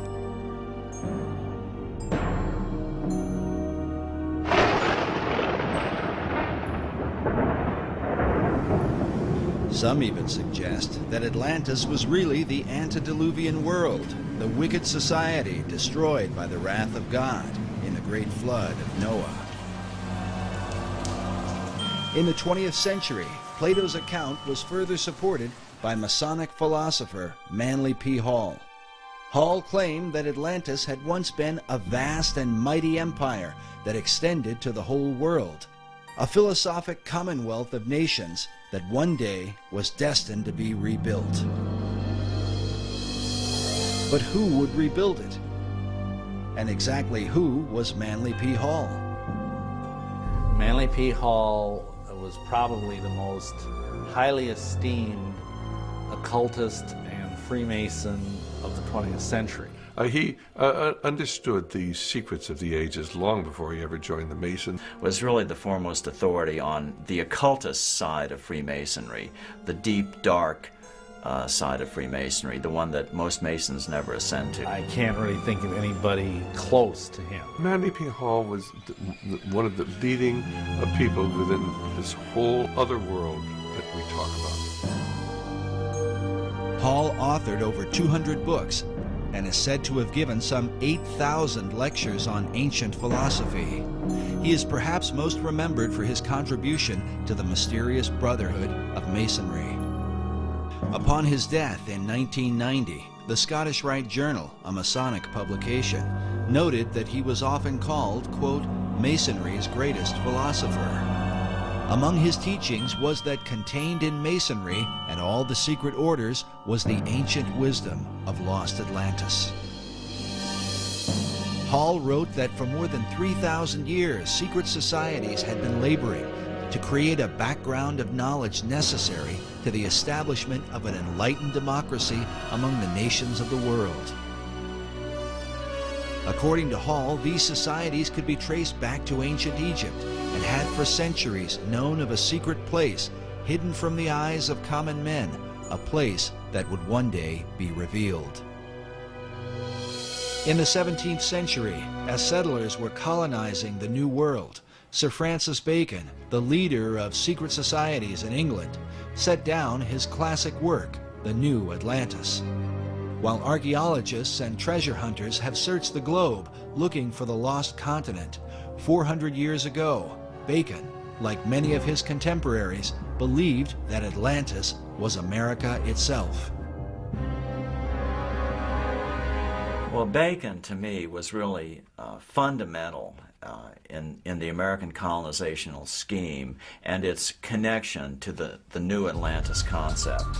He was trying to lay a foundation for what could be accomplished in the New World. While the Atlantis of Plato was a mighty empire known for the philosophy of its kings, Bacon would write of a nation governed by scientific achievement, filled with marvels and wonders never before seen.